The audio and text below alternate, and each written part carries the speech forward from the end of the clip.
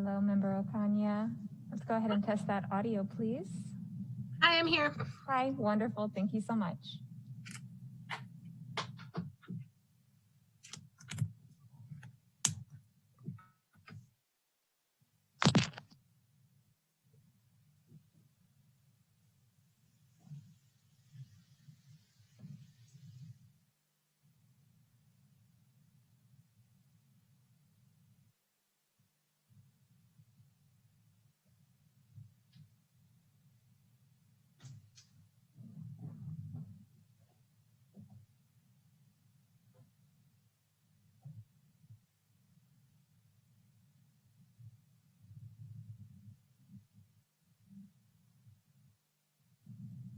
Welcome, Jorge. We would like to go ahead and test your audio and video prior to the start of this meeting. Hello. Hi, wonderful. Thank you so much. Awesome, thank you.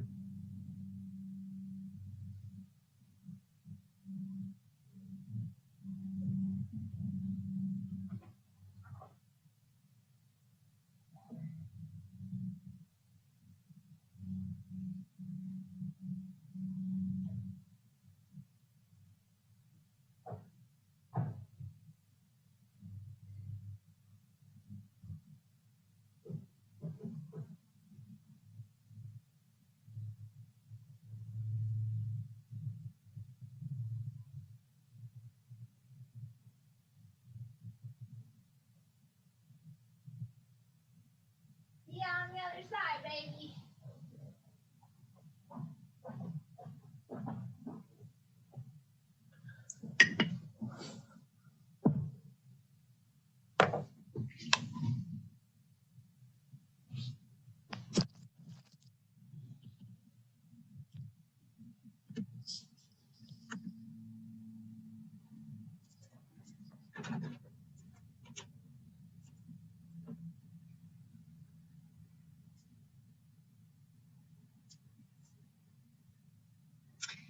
All right, welcome everyone. We want to turn our cameras and microphones on, or cameras at least.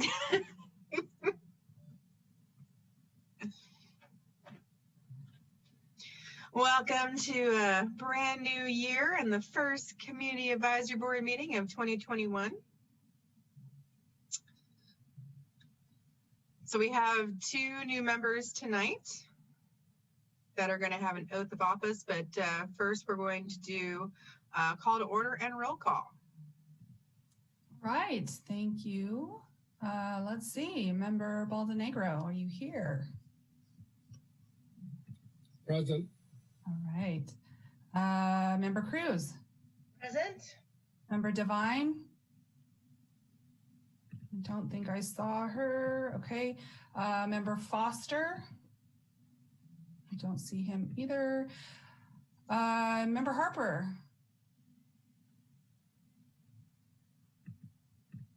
Member Harper? Sorry, I don't have the dual screen, so all I can see is my list. All right, thank you. Member Inocencio? Here, yes. Thank you. Member Moore? Present. Member Okanya? Here. Member Carabin? Here. Member Roberts? No Member Roberts. Vice Chair Graves? Here. And Chair Barnett? Here. All right, thank you. I have all members present except for Members Devine, Foster, and Roberts. Thank you, Danielle. Mm-hmm.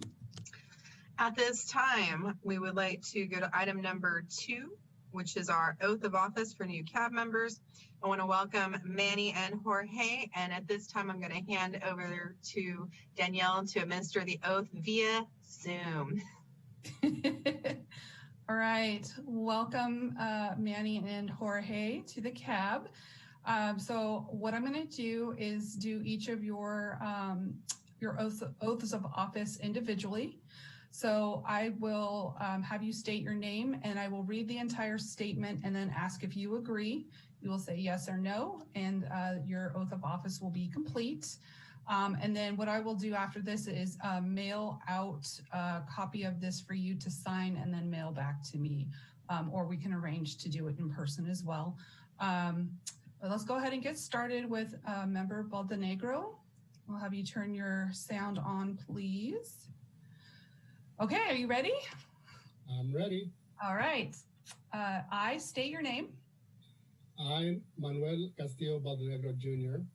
Right. Do solemnly swear that I will support and defend the Constitution of the United States and the Constitution of the State of California against all enemies, foreign and domestic, that I will bear true faith and allegiance to the Constitution of the United States and the Constitution of the State of California, that I take this obligation freely without any mental reservation or purpose of evasion, and that I will well and faithfully discharge the duties upon which I am about to enter. Do you agree? I agree. Great, thank you, and welcome to the CAB. Thank you. And next we have Jorge. Could you please unmute yourself? And are you ready? All right. I'm ready. Great. So I state your name. I, Jorge Inocencio, Do solemnly swear that I will support and defend the Constitution of the United States and the Constitution of the State of California against all enemies, foreign and domestic, that I will bear true faith and allegiance to the Constitution of the United States and the Constitution of the State of California, that I take this obligation freely without any mental reservation or purpose of evasion, and that I will well and faithfully discharge the duties upon which I am about to enter. Do you agree? I do. Great, thank you, and welcome to the CAB. Thank you. Yes. All right. And I see Member Roberts has joined us as well. Welcome, Keith, and welcome, Manny, and welcome, Jorge. I'm super excited to have you on board and bringing your energy to this board. Normally, we're far more touchy-feely. You'd be getting lots of accolades and applause, etc. So I promise, 2021, we will have an opportunity at some point this year to celebrate.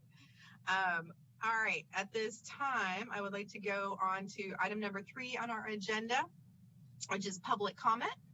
Cherie, we actually have to take public comment for that last item first. Oh, I apologize. Can we go back to item number 2? Can we do public comment for item number 2? There are no hands raised for item 2. Thank you. Now, can I go to item number 3, which is public comment? There are no hands raised for item 3. Thank you. All right, at this time, I'd like to go to item number 4, which is approval of minutes from our December 16th, 2020 special meeting. Can I get a motion? I'll make a motion to approve the minutes as written. I can second that. Perfect. All right, and any additions, corrections? Otherwise, I'll go straight to a vote, and Danielle, I'll have you take that over. Okay. All right. So let's see. Member Baldenegro and Member Inocencio, since you're new, you'll both have to abstain, and you can start voting next month on the minutes. Member Cruz? Yes, vote to approve, sorry. Thank you. Member, let's see, no Divine yet. So then we'll go to Member Harper. Yes. Member Moore? I abstain. I wasn't here. Okay. Let's see, Member Ocaña? I agree. Yes. Member Carabin? I abstained. I wasn't here either. Okay. Member Roberts? Abstain also.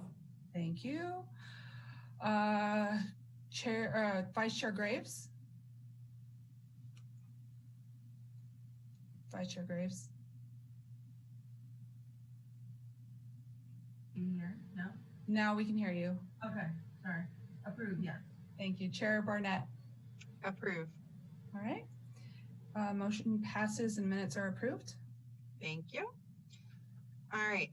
And then just to let our new members know, we have a facilitated agenda. So I co-chair this meeting, and after this item, I'm going to hand the agenda over, and co-vice chair Graves will take over. So I'm handling items 1 through 5. She's going to handle items 6 through 9. So, and then it'll make a little more sense as we go along. But that way, since Zoom calls can be somewhat taxing, it just kind of breaks up the meeting a little bit and gives chairs a break, basically. Item number 5, CAB announcements. And the key thing for this is if anybody has another meeting that they need to attend, need to leave early, this is the time that you would let us know, because we do have an issue with quorum. We do have to have a minimum of 8 members. We're a 14-member board, so we need 7 + 1 for a quorum. And then at this time, if you have any other announcements, things you would like the CAB to know about, this is the opportunity to do so. Any CAB updates? Oh, Cecile.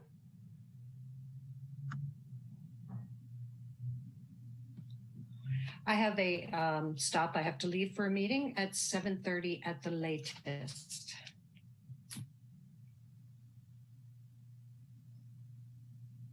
Member Okanya. I just wanted to make an announcement that I was appointed to the Sonoma County Planning Commission a couple of weeks ago by Chris Corsi. And so I have had to decline to participate farther in Community Advisory Board because I do run a small business and have limited outside hours time. So I wanted to thank everybody very much for including me in the process. I let Danielle know I'd stick around for a little bit while we brought in the new members, and there's not much happening with the Planning Commission, so it's always fun to still listen to these meetings. But I wanted to thank you all very much for including me.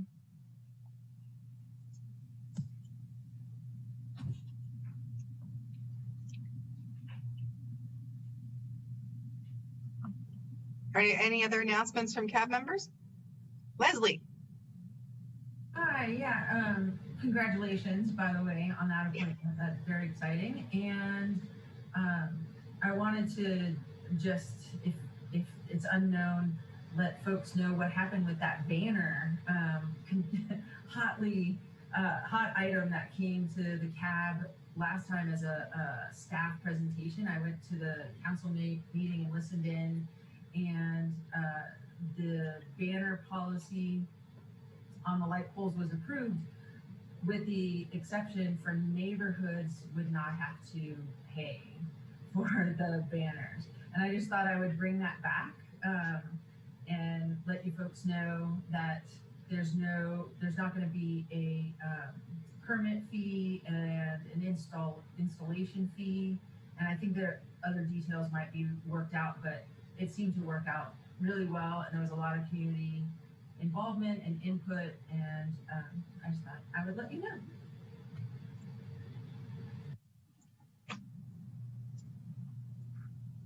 Any other CAB member announcements?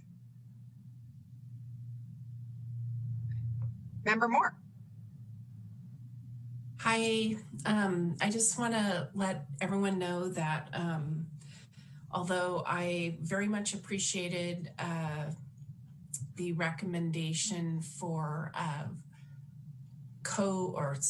vice chair, and appreciated the confidence that you showed in me, I do need to resign from that position effective immediately, and do so knowing that Leslie, Chair Graves, is on the job and going to support Chair Barnett in that leadership capacity. Thank you, Carly, for all that you've done as our co-vice chair this last year. We've really appreciated your help with facilitating the agenda and creating the agenda during our somewhat monthly meetings and back and forth emails.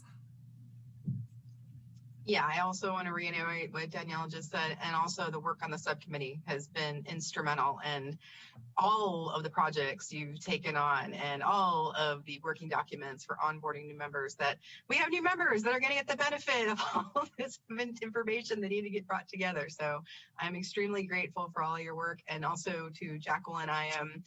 This is bittersweet because I am tickled pink that Chris Corsi has appointed you to the Planning Commission, and I know that this is a beginning for you into much more forms of community involvement, but I'm also heartbroken because we're going to lose you on the cab, but I know that you're not going anywhere, that you're just changing roles, but we're going to see you sooner versus later. So thank you for both of you for all of your service. It's meant a lot to us.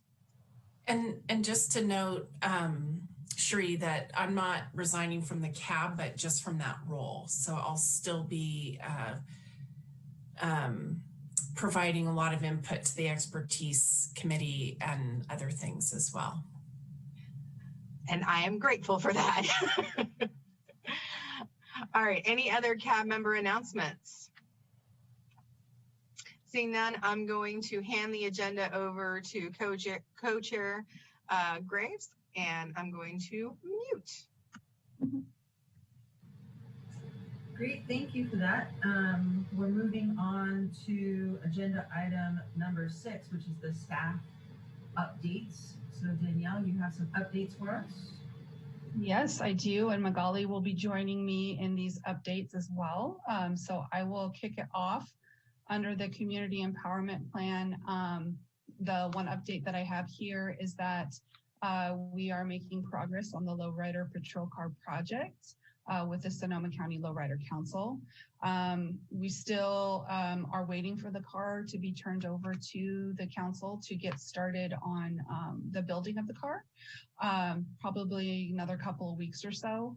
But we are currently meeting with them as well as Chief Navarro and a couple other staff members from SRPD to talk about the design as well as outreach about the project. And speaking of outreach, we are in the process of contracting with For the Arts or FTA Productions to create a documentary style video on the project.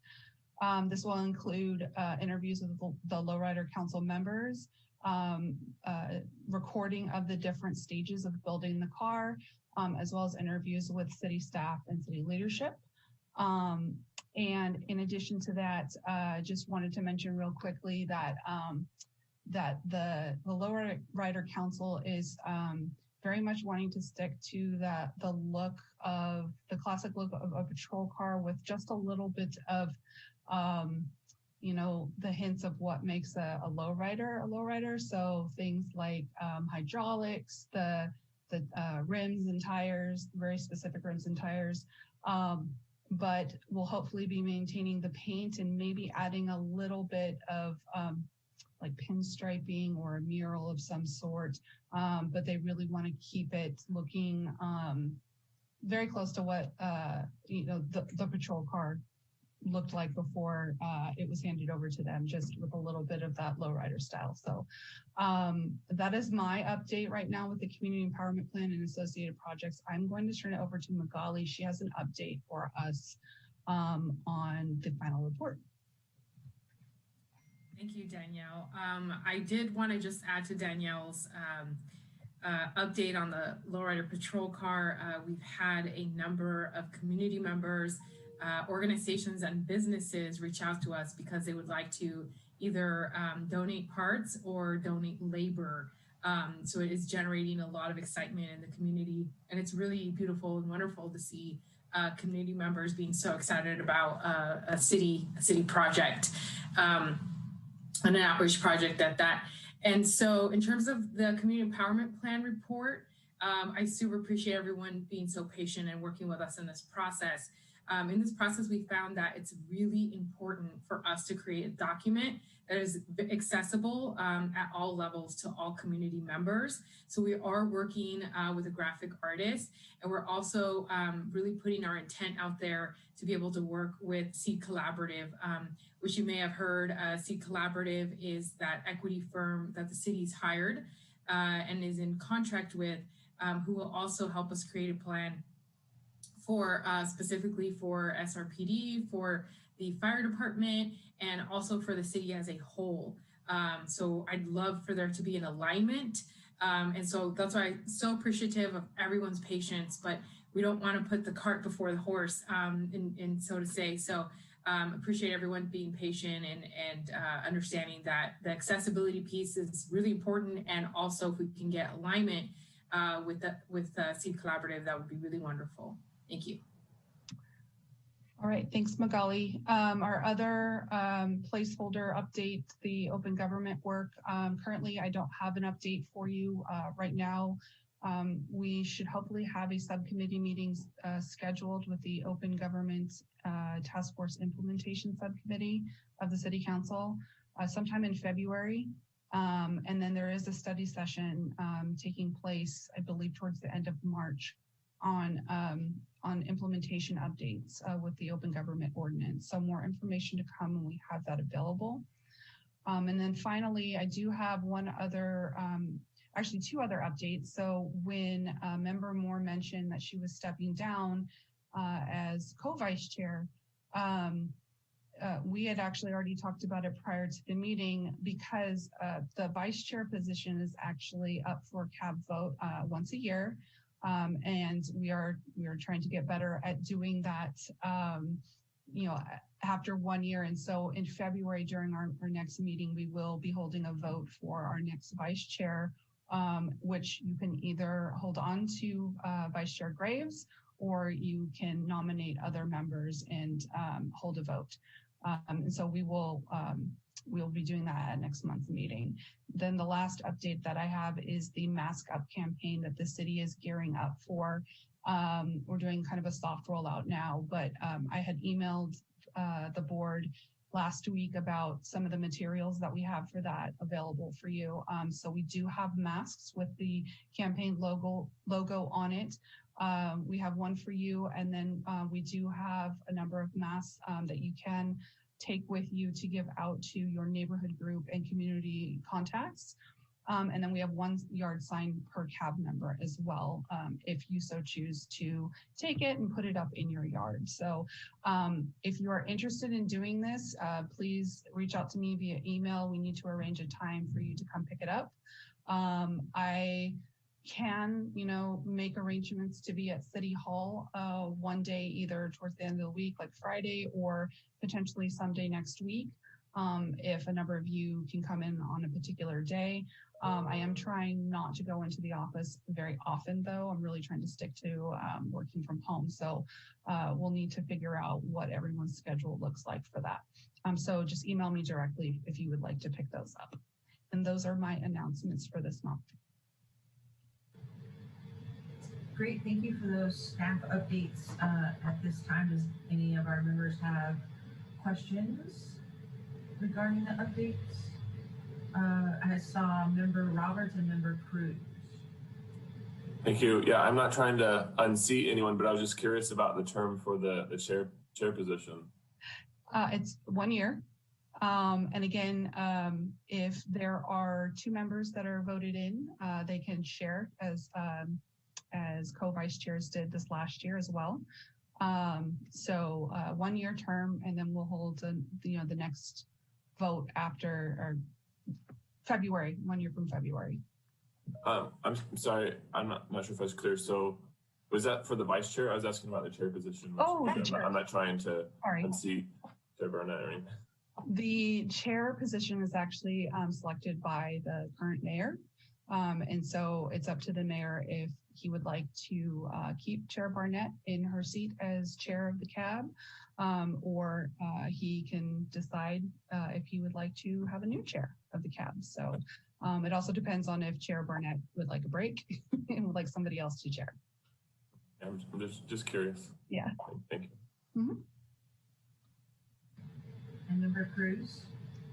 I'm glad to see that the lowrider project is moving along.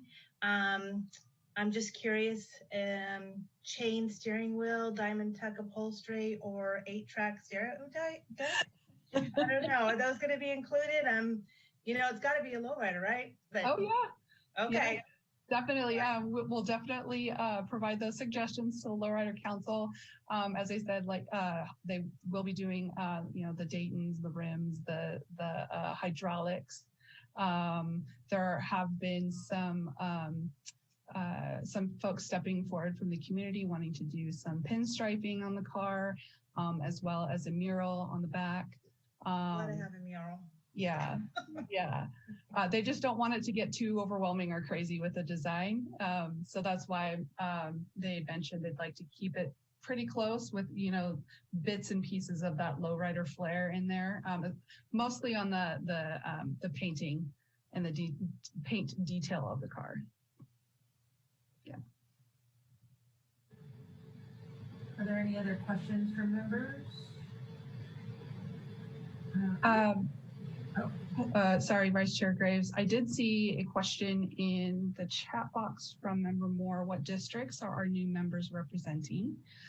So thank you for that question.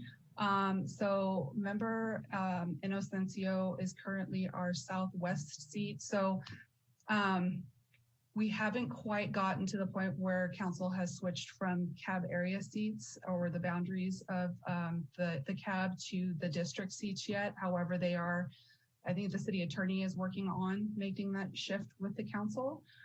So we're still kind of in this weird area where we still have CAB area seats. So Member Inocencio is in that Southwest area seat.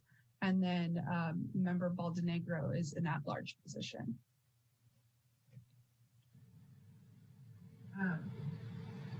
I don't see any other questions from members, but since you did bring up the council districts versus the CAB areas, maybe just for record, can we actually get a little bit of an explanation of that? Because it sounds, I somewhat understand it, but I think it might be a good idea just to have it said out loud instead of kind of talked about on the side. And I realize you weren't talking about it on the side, you were very upfront, but it wasn't complete and it's very hard to understand, I think. Sure. Historically and how this isn't necessarily aligned. Sure. So I can talk about historically. So historically, the CAB boundaries have been outlined in resolutions, first in the city charter and then in the resolution. So the main boundaries are the Highway 101 and Highway 12, right? And then the different areas are broken out from there. So southwest is south of 12 and west of 101, for example. And so that's how the boundaries were created originally. And we've had those boundaries. Plus we've had northeast, northwest, southeast, southwest, north, and south. So anything north of Highway 12, anything south of Highway 12. And then we've had the central or downtown core area. And then we've also have 7 at-large seats.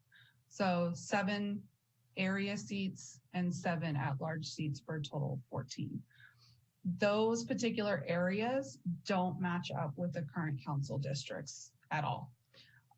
So there might be, so like for the Southwest area, for example, there is some overlap between District 1 and District 7. But for District 1, the Southwest area seat doesn't cover the South Park, Kiwanis Springs area. That's covered by the Southeast area, CAB area currently, or yeah. So, and then also that Southeast area also covers parts of, I believe, District 3 and District 2. So it's pretty messy when you look at it that way.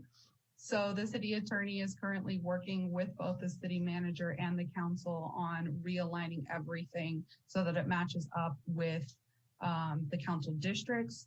In addition to that, historically, the council members have not necessarily their particular appointments. So for example, again, going back to that Southwest area, Council Member Fleming actually has that area. So they assign different members the CAB area seats when they come on board to the city council. And so she ended up with the Southwest area seat and then her at-large seat. So what some of the council members have been doing who are already or who were previously part of a district like District 4, I know she used her at-large seat to appoint someone from, which was Member Opanya, from her particular district, if that makes sense. Lots of information, very kind of dense and complex, but that's kind of the basic breakdown of how that happened. Thank you. I know that it is confusing, but touching upon it just a little tiny bit and not going into the fuller explanation might seem just a little odd when someone views this later. So thank you. I appreciate your time to do that. And I had one question regarding the lowrider and marketing and how that'll be. It's a police vehicle, but the lowrider council is actively involved in it. And as I understand from listening in to different meetings, that was actually put forth by them, that they wanted this to happen as a way to connect with the community and have the police better connect with the community. But how is that going to be something that the community will know, other than that information being on the website? Will there be co-branding of the vehicle out in the public so that the public is aware of that? Because I realize, again, in listening to meetings, that there is some hesitancy around how maybe a cultural aspect is being co-opted, and the safety of the BIPOC community in relation to the police officer. So yeah, I don't want to ignore that point, and I'd love to know how that's going to get handled out in public once we have this spectacular vehicle with maybe even an 8-track out on the road. So what I will say, without getting into too much detail, I think it'd be great if our staff member, Gustavo Mendoza, actually could join us at a future meeting to give a presentation on lowrider culture, because he is actively involved in that, and maybe a couple members of the Lowrider Council themselves can come. But what I will say is there have been talks about the Lowrider Council being able to either plaque the car itself, so it will have that Lowrider Council plaque on the back of the car installed right after the building is done. So that's a message to the community that this was a partnership between the city and the Lowrider Council, number one. And then number two, to address what you had mentioned just real briefly about concerns from the community about cultural appropriation, and concerns that this might have a negative effect maybe on the BIPOC communities that we serve. I want to make it really clear that low riding itself is its own special culture. While yes, it may have originated in the Mexican American or Chicano actually community, low riding is a worldwide phenomenon, and a lot of people don't know that. There are lowrider chapters and communities in Japan, Australia, Mexico, all over the United States. And lowriders they identify as Latino, they identify as Chicano, they identify as Black or African American. We have indigenous lowriders, right? It's not just specific to one cultural or racial ethnic group.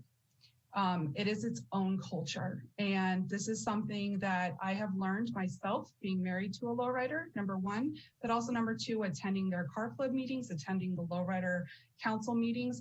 I've done a lot of education around this, because I can tell you a lot of the members are very passionate about lowriding. They see lowriding as a form of healing from trauma. They see it as a violence prevention strategy. And they're very, very heavily immersed in this culture. It's a part of their lifestyle, right? And they want to be able to give this gift of lowriding to the community as a way of bringing the community together with the city, with SRPD, as a form of healing together.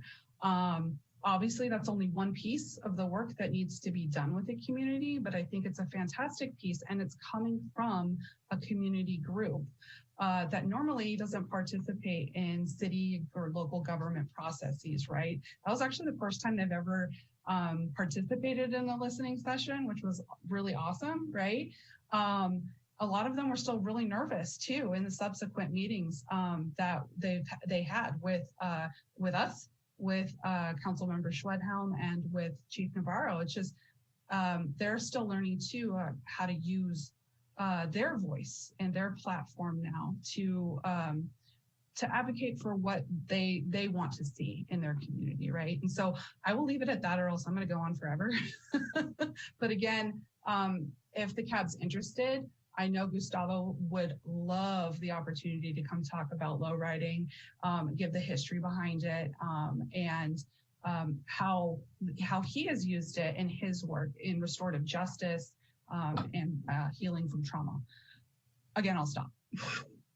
Danielle, if I could just echo what you said, and I think it'd be great. I don't know how permissible this is, but if we can get Gustavo and maybe Miko or David from the Lowrider Council, so community members could really understand that this is an initiative led by them, and we are, like Miko said so eloquently once, it's a gift that they are giving as a community to the city, and so I community members have questions, definitely let's get to them. But I think it'd be really wonderful to get some of the actual Lowrider Council folks to tell it in their own words and with their own passion. I think that'd be great. I love the chat, by the way. Thanks, guys. Yes, cruising happens regularly right now, actually. So it's hard in COVID because can't really get out and look at the cars, but we are out there cruising quite often in the good weather. Not right now, though. So. And I do see Member Harper with his hand up. And Member Harper, there you go. Unmute. Okay. When COVID is all done, can we use the low rider car for events when we go out tabling? That's all I want to know. Nope. Yep. All right. I'm for it. Completely support that. Thank you, Member Harper. And yeah, great car culture and car history, and love to learn more. I'm so supportive of all of that. And lowriders are one of my favorite vehicle classes at any car show. So moving on to public comment, I believe we need to go to. There are no hands raised for public comment on item 6. Thank you. And with no other thoughts from our members of the CAB, we'll be moving on to agenda item number 7 in our scheduled items. And 7.1 is a presentation for the model for response to mental illness and homelessness.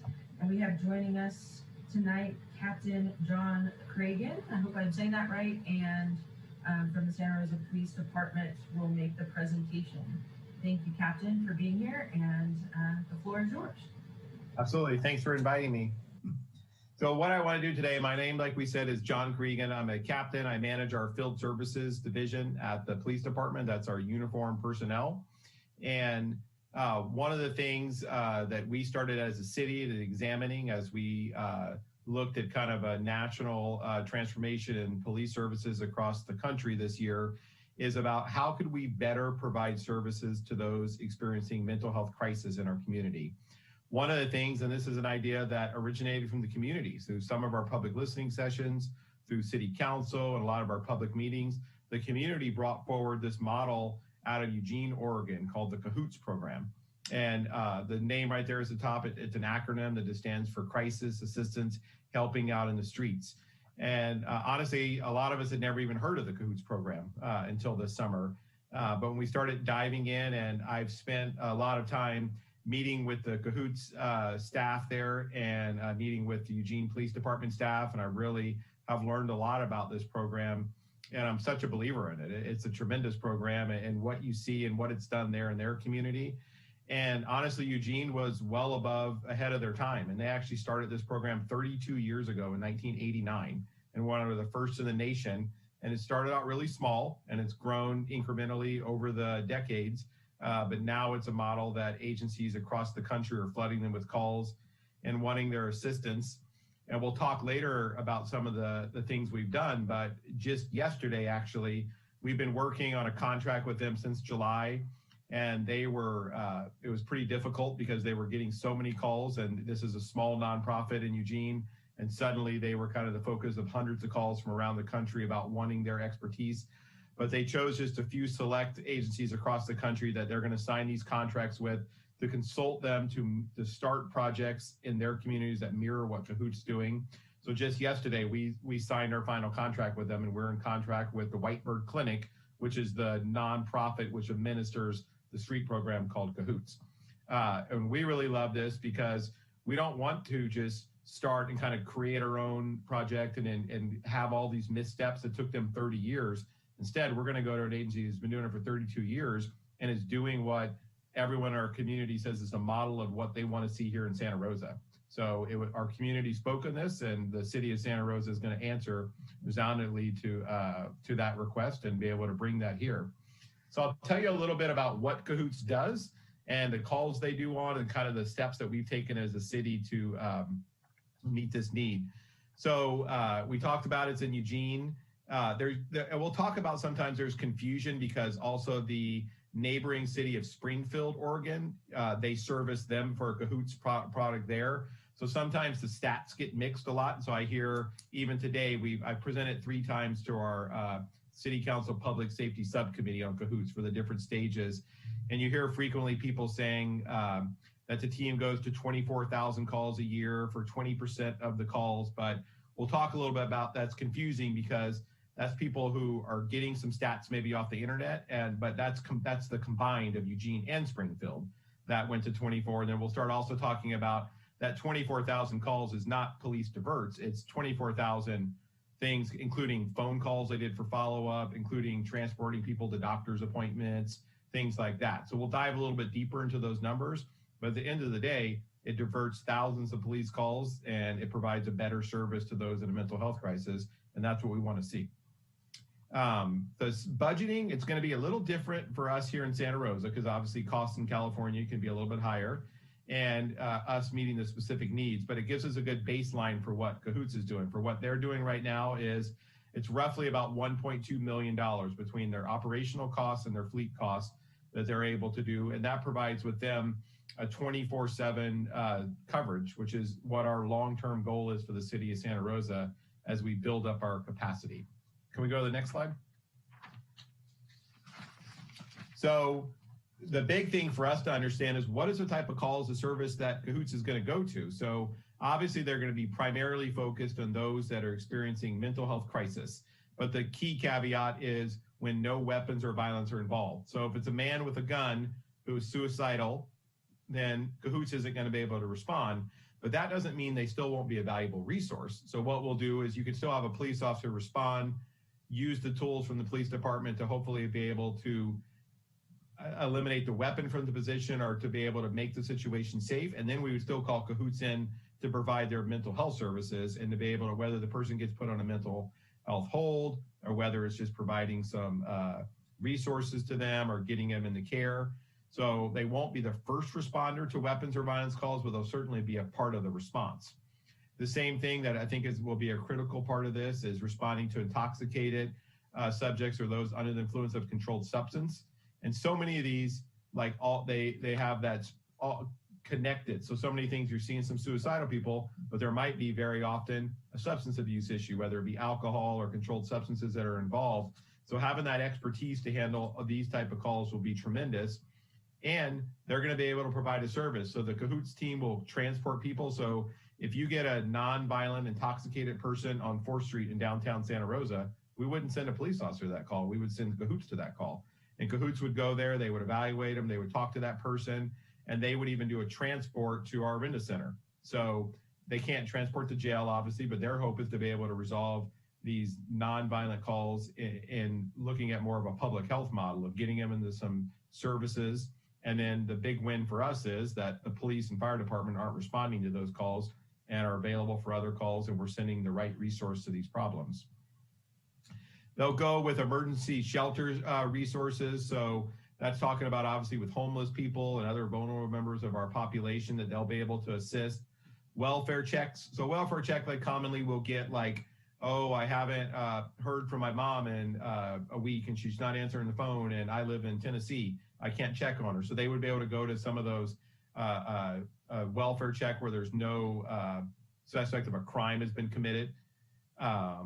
Doing some, and this is where it's low level for the medical stuff. So obviously they won't go to car crashes or anything like that, but someone who has a low level medical thing. And sometimes we see that a lot with the homeless population, that fire resources get used a lot through the day. So they'd be able to handle some low level and non-emergency medical and even some non-emergency transports. And then certainly what we'll start seeing a theme of them is this upstream approach, which is things that the police department are not going to do or the fire department are going to do, aren't going to say, hey, let's go take you to go get your meds filled, whether it be your psych meds or any type of meds, or let's take you to your doctor's appointment and make sure you're seeing that. So that's where some people can say, well, that's not really a police divert call. And they're right. The police aren't going to do that. But at the end of the day, where I really see this, and especially with talking with the Cahoots team, it is a police divert call potentially. So by us getting this person to go take their psych meds, they're never going to get to that point of crisis where they're breaking their neighbor's windows out with a baseball bat and getting the police called, and it turns into a confrontation, sometimes force is being used. So by us looking ahead, working with these people who are struggling, getting them to see their doctor, getting their meds filled, hopefully we eliminate ever the possibility of that crisis situation occurring. So it is a win for that individual and certainly a win for the community and the police department. They'll in some cases even assist with doing death notifications, the team, and using the mental health clinician that's on there. So that's something that's not a fun job as a police officer, to go out and make death notifications, but it is a key part of our job. And so we'd be able to use this. We also use internally our chaplains, our police chaplains, which are volunteers, but they work with police officers to do that. So the Cahoots team would be able to support us on that.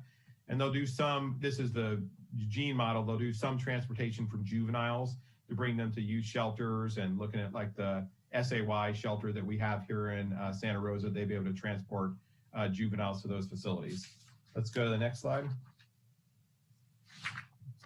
So the big key things that we have to understand as we're building this model is there's certainly going to be an enhanced level of service, but we can't go with the misunderstanding of the fallacy that they're going to be able to go into every single crisis call and be able to go if there's a man with a gun, or if it's someone fighting with their spouse, or armed with a weapon. And unfortunately, we do see that a lot when people are in mental health crisis, but not all of the calls. And we'll talk about, like we already talked a little bit about this upstream approach. And to me, that's such a huge part of the program. And a lot of times it really gets undervalued about how many calls we're eliminating with this program. And I think that it's hard to capture that in the data. But the more I've talked to agencies that are using this model, and the more I've talked to the Eugene Police Department, it's an underrepresented value of the program, and I'm excited for the calls for service and the level of service that we'll be able to help just with that approach. Let's go to the next slide. And these are some of the things that some steps that we've taken. So since July that we've been doing this. So we've been meeting with some of our mental health stakeholders. Some of that is our local NAMI Sonoma County. So for the National Alliance on Mental Illness, I actually sit on their board of directors for our local NAMI, and it's something I'm passionate about bringing some more mental health resources to our county and our city. And it's something that I see as a deficit for the city of Santa Rosa. I think that we see time and time again that police officers don't have the level of training that they need to be able to handle these calls. And we can work on sending police officers to more training, but honestly, they're never going to get the same level of training. So instead of us looking towards some of these alternative models and working with the police department, that's the way to get this done. So NAMI's been a key part of that. Sonoma County Behavioral Health, and they currently have the mobile support team, which is uniquely different in that the mobile support team has the mental health clinicians, but their current model is they won't respond to a residence until the police department has secured the scene. And that was the model that was set up. They are reevaluating that model, and I think you may see changes on that in the years to come, but that's still the current model they exist in today. And then another key partner in this has been Buckaloo Programs, which has long existing mental health programs both in Sonoma and Marin. And they've been a leader in this area as a nonprofit. And we're going to talk later in the next slide about how they're going to be a key part of our program here. The next one is working to establish the agreement. That's been literally dozens of phone calls over the last couple of months to get this contract signed yesterday. So it was such a huge kind of excitement for our program, because I believe it's really going to get things, the timeline moving faster now that we're in contract with Cahoots, and we're going to have their level of expertise to guide us through this. They're giving us all their training. They're giving that they train their staff, their equipment, all their protocols. And so they're going to step us through every step of the way. So I'm excited about that. And I'm also just kind of proud about our city, about being one of the few selected that Cahoots is going to sign this agreement with. And I talked to our council today and talked about that. And the reason why they selected us, he was pretty forthcoming with me. He said that, hey, we literally have hundreds of requests coming in from agencies who want to do this. But he said Santa Rosa stood out with strong community commitment, and then the support of our city manager and our city council and our chief of police. And he goes, you guys showed us so much how you want this in your community. And he goes, I don't want to have to go to a community where I have to sell you in the program. And he said, you guys already are sold on it. So that would set us apart. And right now they're just telling other people, you're going to have to find someone else. And so I think our model will end up being a model for the Bay Area. I've had a lot of agencies from around the Bay Area already contacting us because they know that we're going in a contract with them and kind of want to use our expertise. And so I'm excited for us to be kind of the leader here in Sonoma County and even throughout our region. The next thing that we're doing is we're looking at some different collaborations that we can do. And one is this police mental health collaboration program. So what that is actually through the U.S. Department of Justice. And they have these mental health learning sites.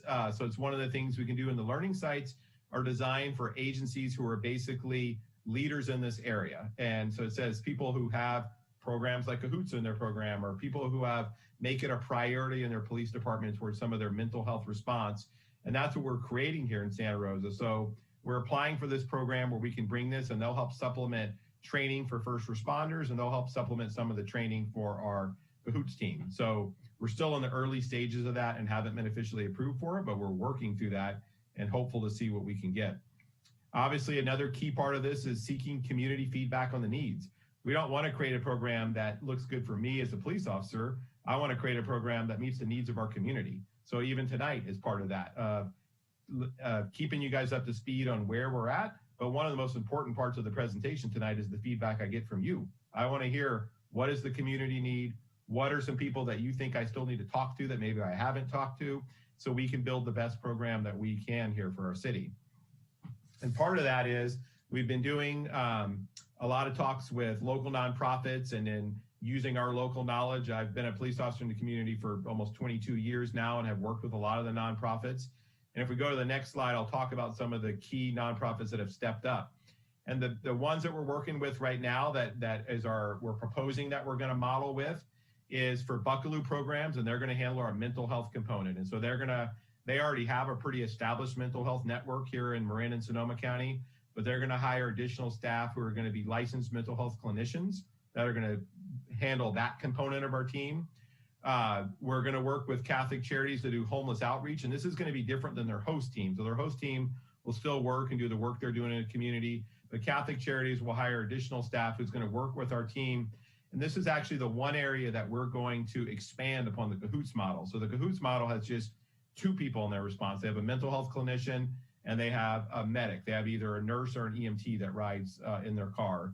We're going to actually add a 3rd person to our car and make our team, which I think is going to be a little bit better with our large homeless population that we have in our city. And we want to be able to do increased outreach and more work with those in our community, in the homeless community. So we're going to have all 3 of these components, and I think it's going to be a more holistic team that's going to be able to address some of the needs that are unique to our community here in Santa Rosa. And in the 3rd, we're still in the early stages for our medical response, but we're working toward the possibility of having our local fire department involved.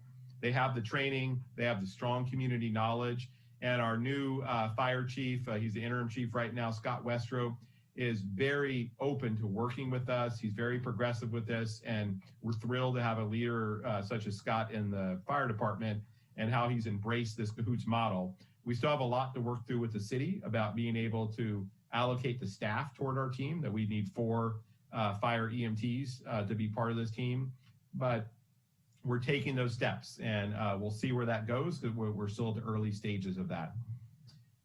Then kind of the next steps that we have going, and then we can talk about some of the questions, is one of the big heavy lifts is establishing our budget, and how much is this going to cost us, and where are we going to pay for, where it's going to come out of the general fund or the police department budget. So we still have a lot of work to be done on that. But some of the things that we're doing on that is putting a lot of efforts into identifying state and federal grants that can help support us. And another effort that we're really excited about is some of our local hospitals between St. Joseph's, Kaiser, and Sutter, showing some strong interest in participating in this program and financially participating in this program and assisting us getting this off the ground, because they see the strong need in our community. And they also know the impact that it has on their emergency rooms and on their staff. When those experiencing mental health crisis or substance abuse are using their facilities with a targeted team, we think we can reduce some of that and reduce some of the strain on their facilities. Other big things that we have on the horizon this next 90 days is developing our training and identifying our equipment needs for the team. So I've been spending a lot of time on what type of car we're going to have and what works for Cahoots and some of these other programs for the response team to actually be mobile in. Developing our protocols about, and we're going to have a lot because with our dispatch system, about our dispatchers taking these calls and what calls get dispatched out to this team. We're going to start in phases, so we're not going to be able to do a 24-hour-a-day, 7-day-a-week team from right away at the beginning. What we're leaning toward doing is that we're going to have 2 teams that work 4 10-hour shifts. So they'll work like a Monday through Thursday will work one team, and the other team will work like a Wednesday through Sunday, and they'll overlap on that Wednesday. And then we'd have 10 hours, 7 days a week. And then as soon as we build up capacity with the hiring and with our training, then we would add another 10-hour shift and go to 20 hours a day. And then ultimately, we'd like to have enough of an overlap that we'd have a full 24 hours a day. But we're just cognizant that's going to take some time with starting this this program from scratch. The next big thing is we're going to continue with the community education and engagement, because we know once we start this team, that's just the first hurdle. But now we really have to educate our community on what this team does, how it's uniquely different than the response that we have today, and start building trust with those. And I know from my work with NAMI, there's a lot of hurdles for people who are in a mental health crisis, who family members are scared to call the police department. They're worried that if I call the police department, what if this results in them getting in a fight with the police department, or someone gets shot, and it could just exacerbate the problems. So there are calls right now with the current model where those who need help aren't reaching out for help because of that fear. And also a big thing that is involved in the mental health community is the stigma of it. If people don't want a police car coming to their house and the neighbors all coming out in the yard and seeing what the problem is. So that'll be a big part of this Cahoots team. They won't be in a police car. It'll be probably like a white van or an SUV. They don't wear police uniforms. They're going to be like in a polo shirt that says the name, and we won't use the name Cahoots. We're working on some different names right now, but we'll have some type of name that meets the needs of our community. So you won't have that stigma and you won't have the fear. These are going to be unarmed civilians in just regular polos with enhanced training on providing mental health services, homeless services, and medical services that will be responding to those. And at the end of the day, we really feel it's like bringing the right resource to the problem. And we're excited about that. Also, another big part of it is the continuing work with our allied agencies across the county and with the County of Sonoma on this. So we're working closely with Sonoma County Behavioral Health, Rohnert Park Department of Public Safety, and Petaluma Police Department. Both have a strong interest in creating programs. But right now, the county and both Rohnert Park and Petaluma definitely haven't moved as far as we have in this. And they're kind of watching our lead of where we go from this, learning what we do. But we're happy to be the lead agency here in our county moving forward with this. And we hope to be able to work collaboratively with these other agencies to potentially see this team expand countywide at some point. And I think that helps all of us here in our community, whether you live in the city of Santa Rosa or on the outskirts of Santa Rosa, to have a countywide team. So that's going to be part of our efforts going forward, and hopeful to see that.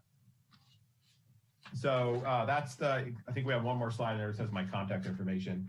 So for you guys, you can, if you have any questions, there's my email, there's my desk number, and if you have questions later, but I'd love just to hear input from your group today and questions or concerns or areas that you would like to advocate for me to research further, or community members or groups that you'd like me to speak to on this, as we're still in the building the team phase right now. And so this is where your input is really worth its weight in gold. Great. Thank you so much for all of that information. And thank you for multiple presentations in one day. Appreciate that you kept the energy up for that. And bring it now to any questions from our members. I've seen Member Cruz with a hand up. Yes, Captain, I'm interested in knowing, we already got some information about the size of Eugene compared to Santa Rosa, but what was the number, do you have any numbers on how many times Cahoots was called, and what, for mental health, for drugs, or other types? Yes, you do. Okay. Yeah, I was looking at the sheet right here. So this is where you have to kind of start diving deep into the data. So Cahoots, like I said, you'll see the generic information that I frequently hear cited in community meetings about, hey, they went to 24,000 calls with 20% of the calls. So that Cahoots kind of creates that misinformation a little bit, and they're a nonprofit kind of show the things they're doing. So you just have to look into the fine print of it, that it combined the two cities. So they actually went to 18,000 calls in the city of Eugene that they counted for 2019. That's the last stats that I have from them. So, but then when you break down the 18,000 calls that you have, and they broke it down for me, is Cahoots responded to those. 985 of those were suicidal subjects. So that's pretty impressive to me that they went to. 5,600 were public assists, and the public assists were more doing follow-up and providing counseling. So these weren't necessarily police divert. So it says non-emergency, where they're responding to counseling. And that might be an example of that is a teenage child who's going through some issues at school, or maybe getting some bullying. And it wouldn't necessarily be a call that a police officer would go to. It's not necessarily someone would be putting something on a mental health hold, but it's something that they need some help. And a family member doesn't have someone to call. So this team is able to provide that resource. So they actually went to just over 5,600 of those calls throughout the year. They went to a number of transports. So they did 4,700 calls where they transported people to doctor's appointments, to get meds, to do those things. So that's another one, not a police divert, but did a lot. And then 5,200 welfare checks. And those were the, hey, I haven't heard from my mom, or my friend has been despondent lately. And some of those could actually result. So it wasn't clear-cut suicidal subjects. Those were split out. At the end of the day, from the data that we got to Eugene, they actually diverted 2,822 calls. So it's not 24,000, which we hear a lot, but still at the end of the day, I still think 2,822 calls didn't go to the police department. The police department was able to respond to calls that better suit their needs. And for all 2,800 of those, I think a better resource went to those. So I still think it's a tremendous win, but it is important for us to know as the community, as for our city council and our police leaders, that it's not going to be 20% of our calls. We actually think here in Santa Rosa that our call volume could be higher, because we're going to have a stronger homeless emphasis on our team.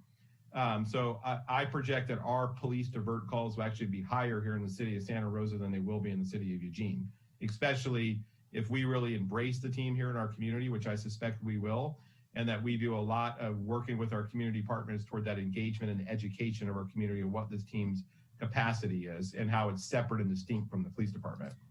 So the real number that we should kind of really pay attention to is the 2822, right? That's right. Okay. That's actually what they say. Those were true police diverts.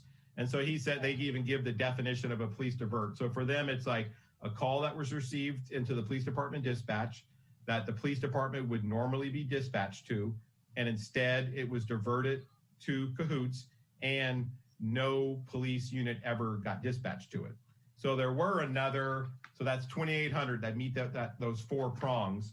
There were another, let me look at the data, 1,700 calls, so 1,723 that Cahoots responded to, our Eugene Police Department responded to, and then called Cahoots for assistance. So that's still quite a bit too, that they, whether it was the man with a gun or whatever the situation is, but then they called them after. So Cahoots supplemented quite a bit. And I suspect on a lot of those, the police resource was able to leave more quickly and be able to turn it over to Cahoots. So really you could add that 1,700 to the 22 that Cahoots at least played a key part and helped use less police resources. So 2,822 is about almost 8 a day. So if you add the others, so that's pretty busy. That's pretty busy. Actually. Yeah, and I talked to him about, in Eugene, about, hey, why don't you guys do more with the homeless? Because they actually have that. And he said, honestly, even with our cars all day, he goes, the calls stack up. Like he goes, you'll be surprised how quickly, especially once the community starts trusting his team. So I suspect, especially when we first roll out the team with only 10 hours a day, and we're working on what are our peak hours. I suspect right now it'll be in the afternoon of, starting maybe at 1 in the afternoon or so and working a 10-hour, but we're working to see what our peak hours are. But it's generally that evening, the afternoon, evening time are our peak calls for service. And one quick question is this money going to be, are they going to be funded out of the police department budget, or is it going to be a separate? We'll still be working that with council to see where eventually that's going to come from. Right now, we're working toward looking for as much of the outside funding that we can through these grants and through some of the hospitals and some of the other people who are potentially going to contribute. But ultimately, it'll be up to council to say, do we remove this from the police department's existing budget? We eliminated $1.1 million from the police department budget this year. And the council said, hey, that may be a possibility of using some of that money to bring back to form this team. But honestly, that'll be a conversation as we go into budget priorities and for the city and their discussions that'll be happening starting actually in February. So we'll start having those discussions soon, and council, with some guidance from the city manager's recommendation, will make those. But we hope to have that in the budget for the new 21-22 budget that's going to be coming up by July. In the police department budget? For the city budget, I'm talking about. For the city, okay. But it would be part of the police department as well. So yeah, for the whole, to be determined where that actually comes from. And council even asked those questions today about, and are starting to ponder that at the Public Safety Subcommittee. And they'll have some deep discussions about that. There's strong community support of saying, hey, we want it to come from the police department budget because we want this to start using. Last night, though, it went for 5 hours, a staffing study on police department staffing. I'm not sure if anyone saw that presentation last night. And we saw a lot of, I mean, you get for sure different, it's a polar opinion on that, obviously, in our community. But we saw the staffing survey. We did an independent staffing study that said the police department needed to be at 188 officers by 2022. And currently we're at 177, but 2 positions have been frozen because of the lagging revenue with Measure O. So really it's at 175 right now. So that was the presentation right now. So it's that quandary. How do we get some of these resources up? But then how also do we fund these supplemental programs? So that's going to be a big conversation for city council. And I think members of the community are certainly going to have to voice their opinion and guide them in that decision making. Thanks. Thank you. Great, thanks for those questions. Member Moore? Hi, thank you so much for your presentation. This is super informative. I have 4 questions. What, in the data that you were reviewing from Eugene, what were duplicative counts, or was that called out in terms of contacts that they made with their homeless population? You know, the 28-22 calls that were diverted from the police department, were those identified as repeat contacts with the same person? That's a great question, but no, they didn't dive that deep into the data, at least the data they gave me. It was more just a review of the basic calls that they went on and how many were diverted, which was the biggest question that I was asking them, is trying to dive deep into that. but quite honestly, we see that often. Like, and we have right now, if you guys are familiar with the HOPE team that we have here in Santa Rosa, which tries to identify some of the high users of police, fire, in our hospitals. And we have some that have been used by like in 70 to 100 times a year that have called out the police department or the fire department for minor medical things. So I would suspect that for certainly some of these were repeat as they help to get people into services and provide them some of the mental health therapy that they need. But they didn't dive deep. So that's something that I could follow more up with Eugene and see if they have more of that data, but it's not in what they provided me. The reason why I'm asking is as soon as you start getting into those repeat service calls, you inevitably start developing a model of case management. Just because you start to get to know people and you know what their needs are and they become repetitive. And that repetitiveness can indicate success in getting them the service they need or not. So I think it's actually an important piece of information to have so that you can help understand the success and failure rate in terms of, because you would want to reduce those duplicative calls to then bring those numbers down. And kind of thinking about it in terms of kind of case management and thinking about all the other agencies that we have providing outreach, case management services, who's going to be managing this contract? Like, is it you guys? Because there's going to be a lot of crossover with different outreach teams hitting the same clientele.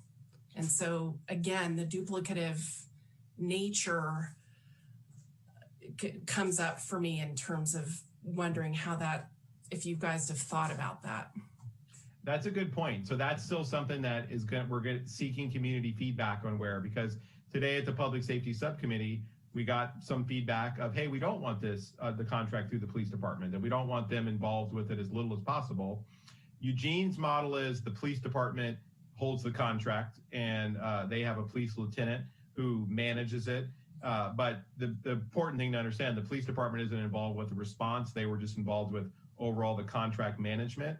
We're talking about, in Eugene, they do contract EMTs instead of using the fire department. Our model would have the fire department involved. So I did talk to the fire chief. What about the possibility of housing this under the fire department, the contract? And that's a big lift for them. So they said, well, we definitely have to explore that more before they can commit to anything. So those are possibilities. Other possibilities are us looking at other city departments and maybe even for the future of us that there could be other city departments that even grow or evolve to meet the needs of this. So it's very early to say where it's going to end up. And quite honestly, we could see it move. And maybe we start in the first year with police or fire. And then as this program expands and the city of Santa Rosa expands and we continue to put more resources toward this significant issue, we could see changes with other city departments. But nothing definitive at this point, I guess, is the clear answer. Great, thank you. I'm actively interrupting, and thank you to Member Moore for allowing this interruption. I am turning it over actually to Member Caravan because she has to leave at 7:30, a little early for our meeting. And I want to squeeze in her question and then bring it back to Member Moore. And I did see Member Akanya have a question after that. So I'm keeping track. And thank you for dealing with this juggling around and all the questions. Thank you, Co-Vice Chair Graves. That's super nice of you to track that. And thank you, Captain Cregan. This feels and sounds really hopeful. And I just have two questions, and it's around culture and capacity building. And I'm curious how the police department, like the officers on the beat, how they feel about the program, and do they see it as something useful for them? Yeah, it's a good question. And it was something that weighed heavily on me when we were first presenting this program, because obviously I'm part of the police department and I want to make sure that they're supportive of it. And we have very strong support from our chief of police, Ray Navarro. But I started going to the briefings and speaking with the line level officers. And at first, honestly, there is a little bit of hesitation because, change is tough for anyone. We're all humans. And I think the only fear came from line level officers like, well, is this going to be used as like an opportunity to cut $2 million from the police department budget and cut more officers? And now our staffing is going to be even worse.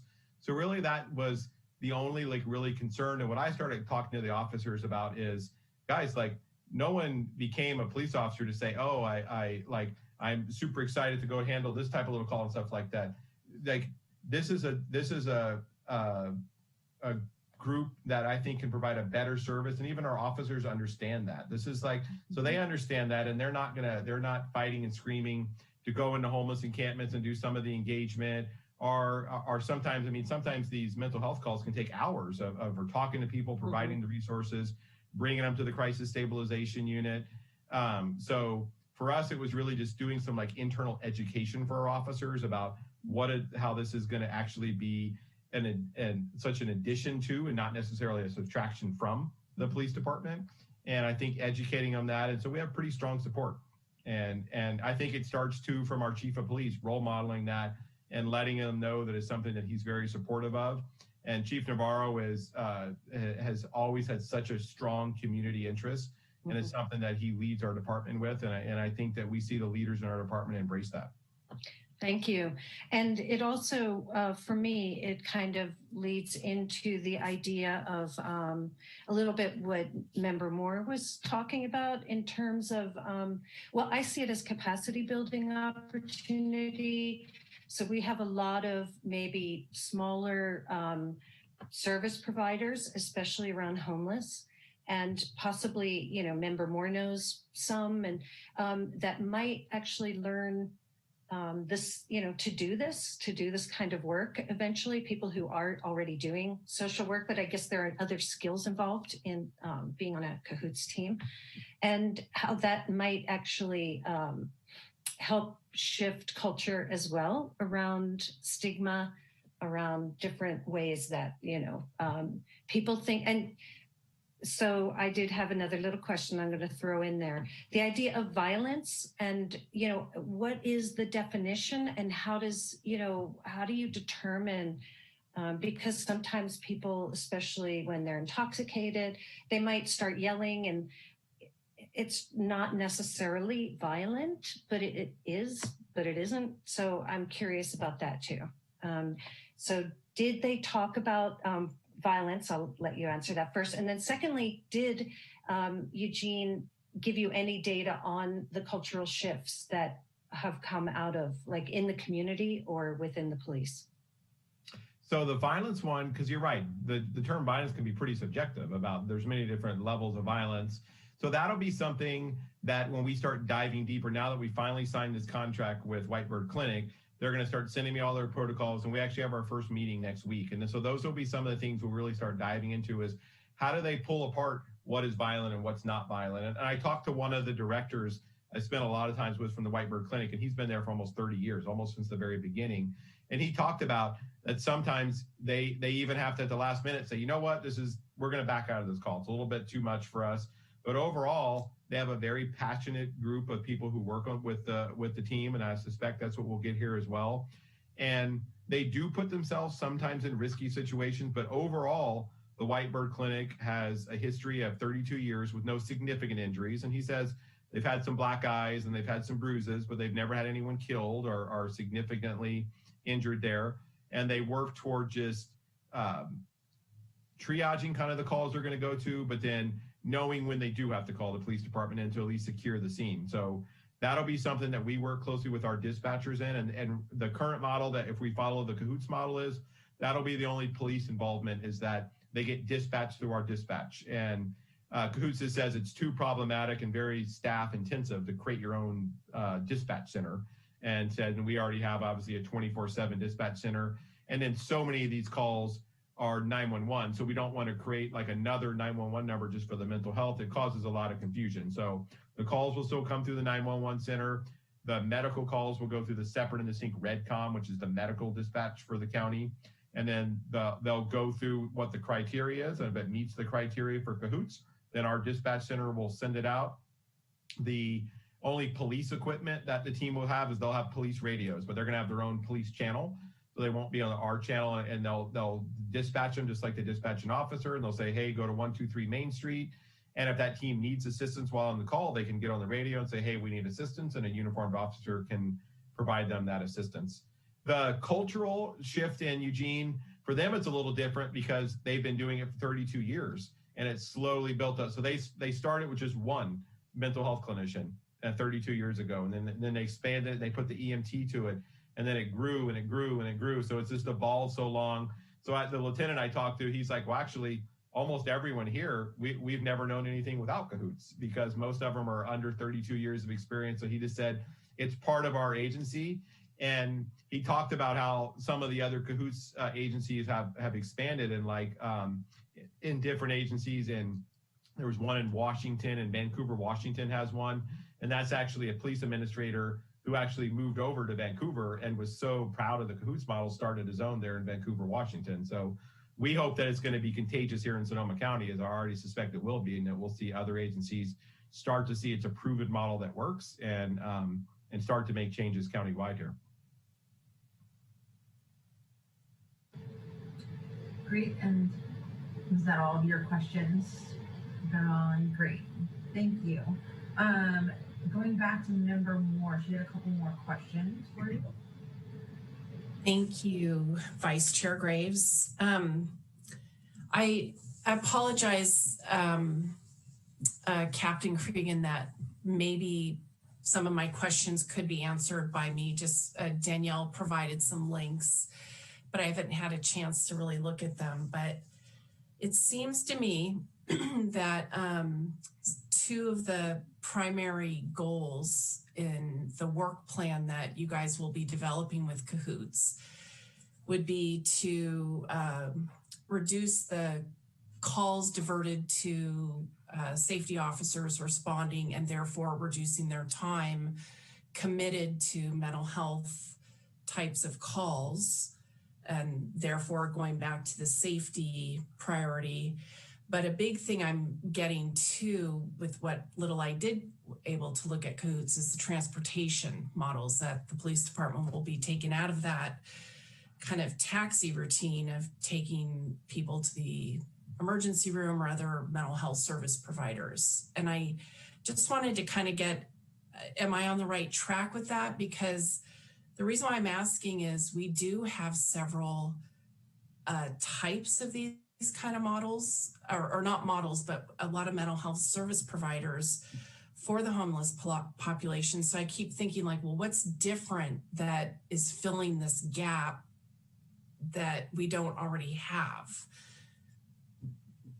Well, I think that you're going to see a significant increase in the level of training and expertise with this team over some of the models that we have now, with having licensed mental health clinicians who are going up to 500 hours of training that they're receiving. So the level of expertise, I think, is going to be elevated upon what we're seeing now, other than a model like mobile support team, which exists. But the key barrier to mobile support team is that they require a police response first. And that's not what our community wants to see here in Sonoma County. And I honestly think, so it's more than just a transportation. It's much greater than that. I think that's a cool, like one of the elements that it brings into the team. But the biggest model is it's a team that can has the credibility that we can build in the trust of our community to call. And when they respond, I believe it's going to have an enhanced level of service than what we get when you get a uniformed police officer go to the scene. So we're going to be able to use the key city organizations and our structures in place with dispatch, be able to use like Magali and her team with community engagement and so many of our other key factors. And the Santa Rosa Violence Prevention Partnership has been a key partner with us and as well, and be able to leverage some of those relationships to get the word out, NAMI Sonoma County, and all these groups to be able to build that level of trust, be able to have this highly trained team that has the component right now. So we have nothing right now that exists. We're bringing all three of these services together, riding in one car. So it's a holistic contact of having a mental health clinician, a homeless outreach, and a medical provider. We have nothing like that. So right now, we're calling host out or we're calling one of these other organizations, and we're calling the fire department out, then we're calling the police department out, then we're transporting them across town to crisis stabilization. Crisis stabilization says, we don't have room for them, and take them back to Memorial. So they go to the ER at Memorial, and 5 hours later, then an ambulance takes them back to the crisis station. So it's a disjointed response that isn't given the level of service that we want to provide here. So this is going to be able to bring these resources together, and we're going to pilot it. We're going to see how it works for the first year, and we may make some changes after the first year about what we want to do, but based on what we're seeing in Eugene, and Eugene has the same thing of a fracture of different networks, that whether they're doing homeless services or whatever they may be doing, but we have a lot of confidence that we're going to be able to provide a level of service that we've never seen here in the city of Santa Rosa. Thank you. Absolutely. Great, thank you for those questions, and thank you for your patience. Member Okanya, you're next. Thank you very much for coming and presenting this. I think the entire community, as just a sample of the entire nation, is waiting to see something like this.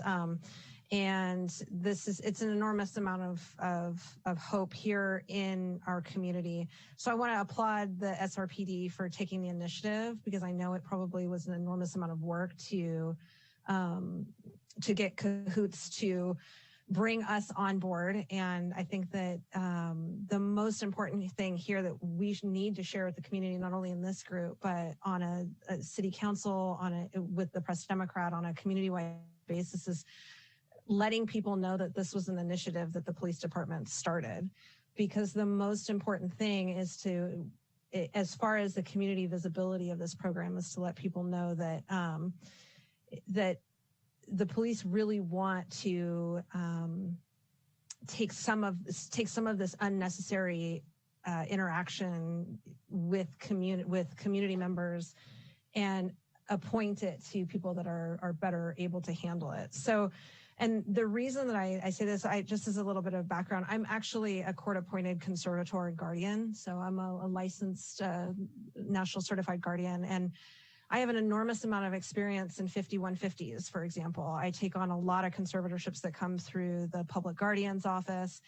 And not a lot of people understand what goes on the ground when a police officer encounters somebody who ends up in a 5150. So they have to talk to they're constantly fielding phone calls from family members, trying to find out who is the responsible party, or if there's anybody willing to step in.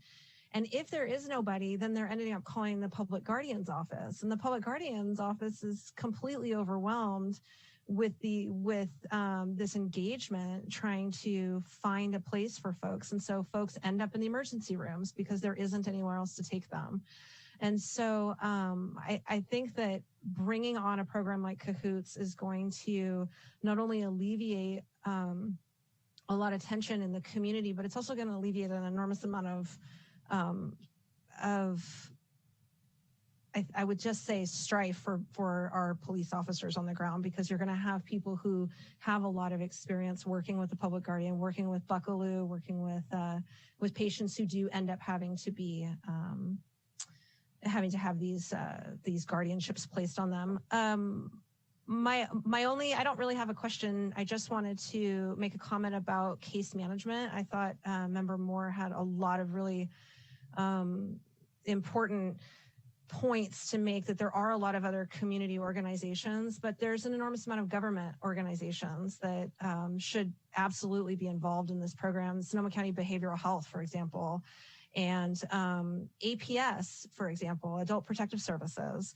Most of my clients are elderly, and COVID, for example, is causing enormous strife for people. And we're getting a lot of phone calls from APS of people who are having mental health crises breakdowns. And then, so with regards to the EMTs, and this will be my last comment, I think it's wonderful that the fire department is, hopefully going to be involved. I'm hoping that the statewide legislation is going to bring more fire department personnel into our area, because we need them not just for their EMT services, but for fire danger. And so if we do have this extra personnel and the funding for them, I think this will be a wonderful opportunity to engage their services at a deeper community level. But I think it would also be important to consider some of the nonprofit medical providers that are in the area. There's a group called HPeace, for example, that was a big part of the Black Lives Matter protests. They are physicians and nurses who work in area hospitals who donate their time to, obviously they were part of the protests and making sure that protesters were safe and taking care of themselves and dealing with injuries that happened during that time. But they also donate their time to situations like this. And then also regional parks. I was a lifeguard for 8 years, and we were all EMTs, and none of us had jobs from Labor Day through Memorial Day. So you've got a lot of resources in the community where people are EMTs that I think could fill in that gap of the fire department if that doesn't work out. And so, anyways, just to finalize that, thank you very, very much. I'm really excited to see SRPD initiating this, even if it doesn't stay with the police department. I hope that we can get it out there into the community. This was something that was initiated by our safety officers, and I'm really looking forward to seeing the tension lower a little bit in the community with regards to that. Thank you. Absolutely. Thank you for great comments and a question in there. I did not know some of the information that you were bringing forth, so thank you so much for that. I did see Member Harper bring his hand up, I believe. Yes. Thank you, Captain Crean. I want to agree with Member Akanya about you guys showing the initiative to bring us to our community. I think it's very important.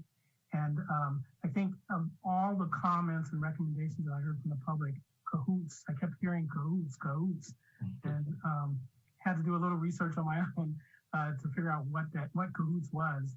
So I appreciate you doing all this research and bringing it to where we are. I'm curious, in that vein, have you had a lot of response from the public in terms of where you are in terms of bringing cahoots in?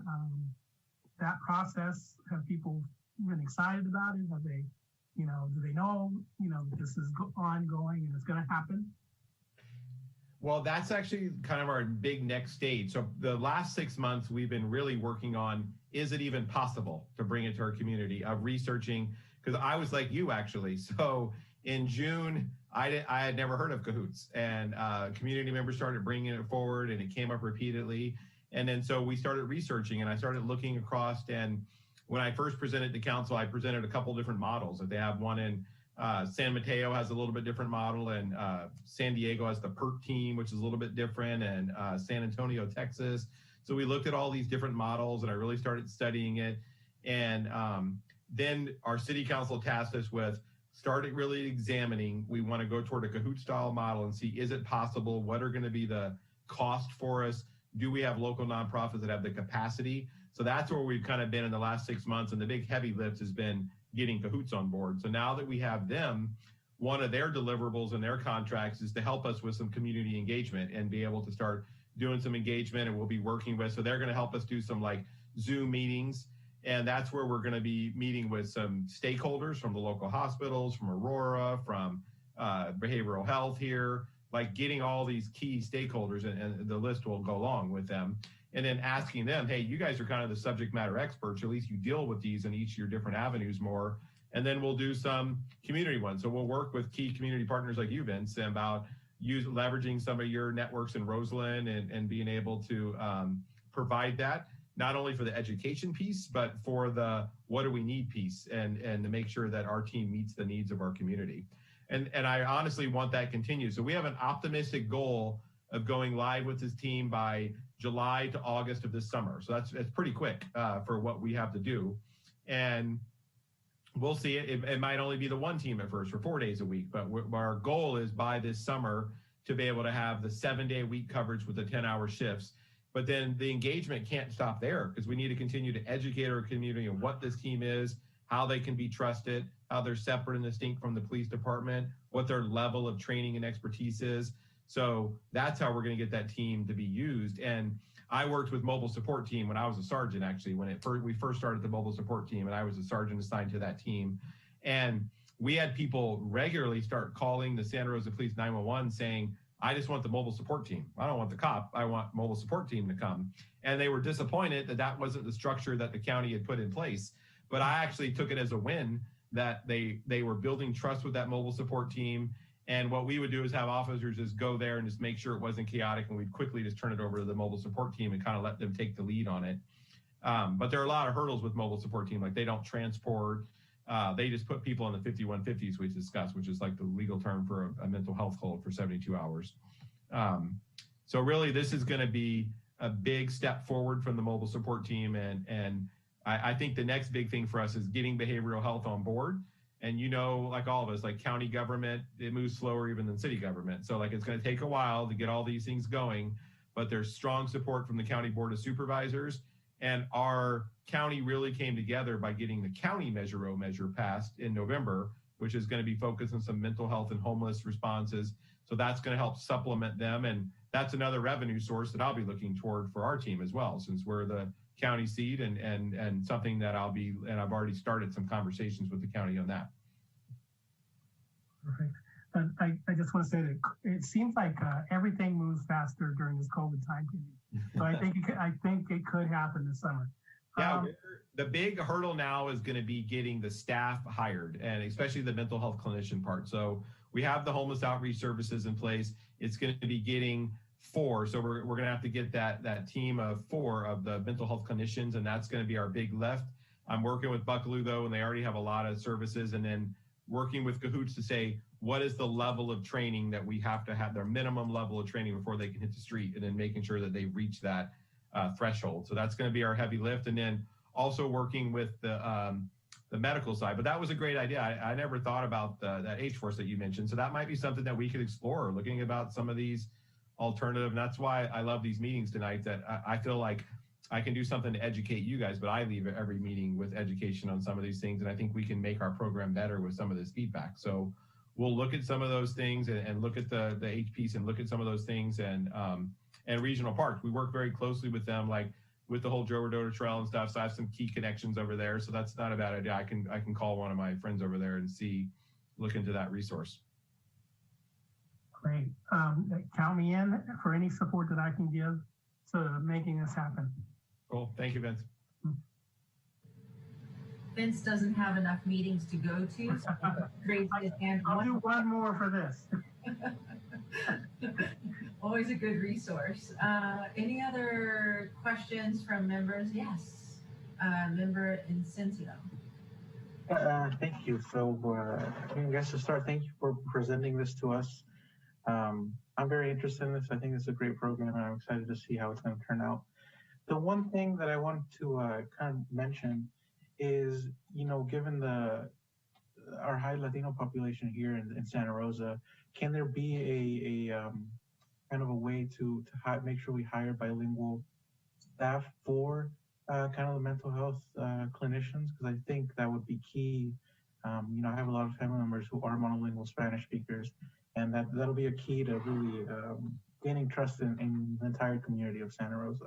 So that's my first question. Can that be incentivized in any way, or can that be a focus?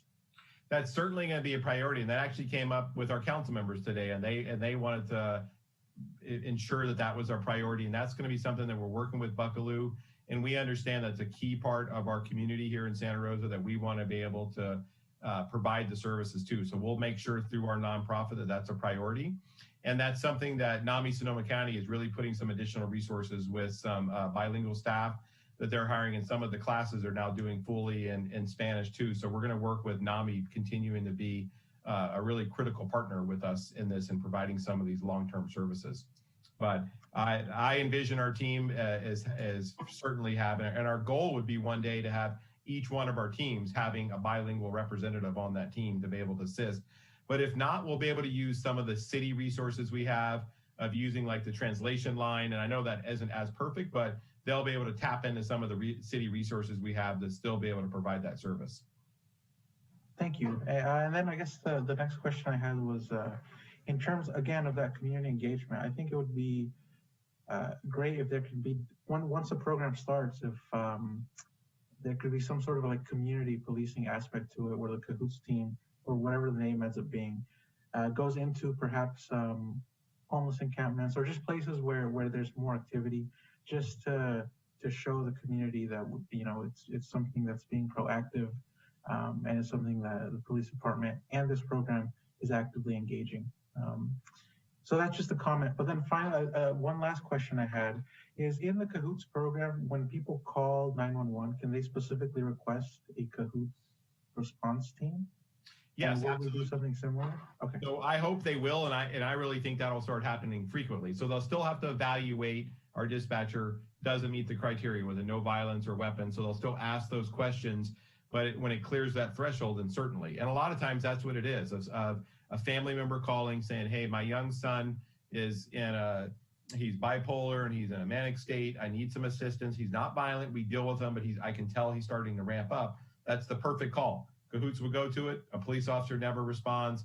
They decide whether they put them on a mental health hold, or maybe it's just providing them some resources outside of a hold, and they'll be able to handle that. And it'll be a true police divert.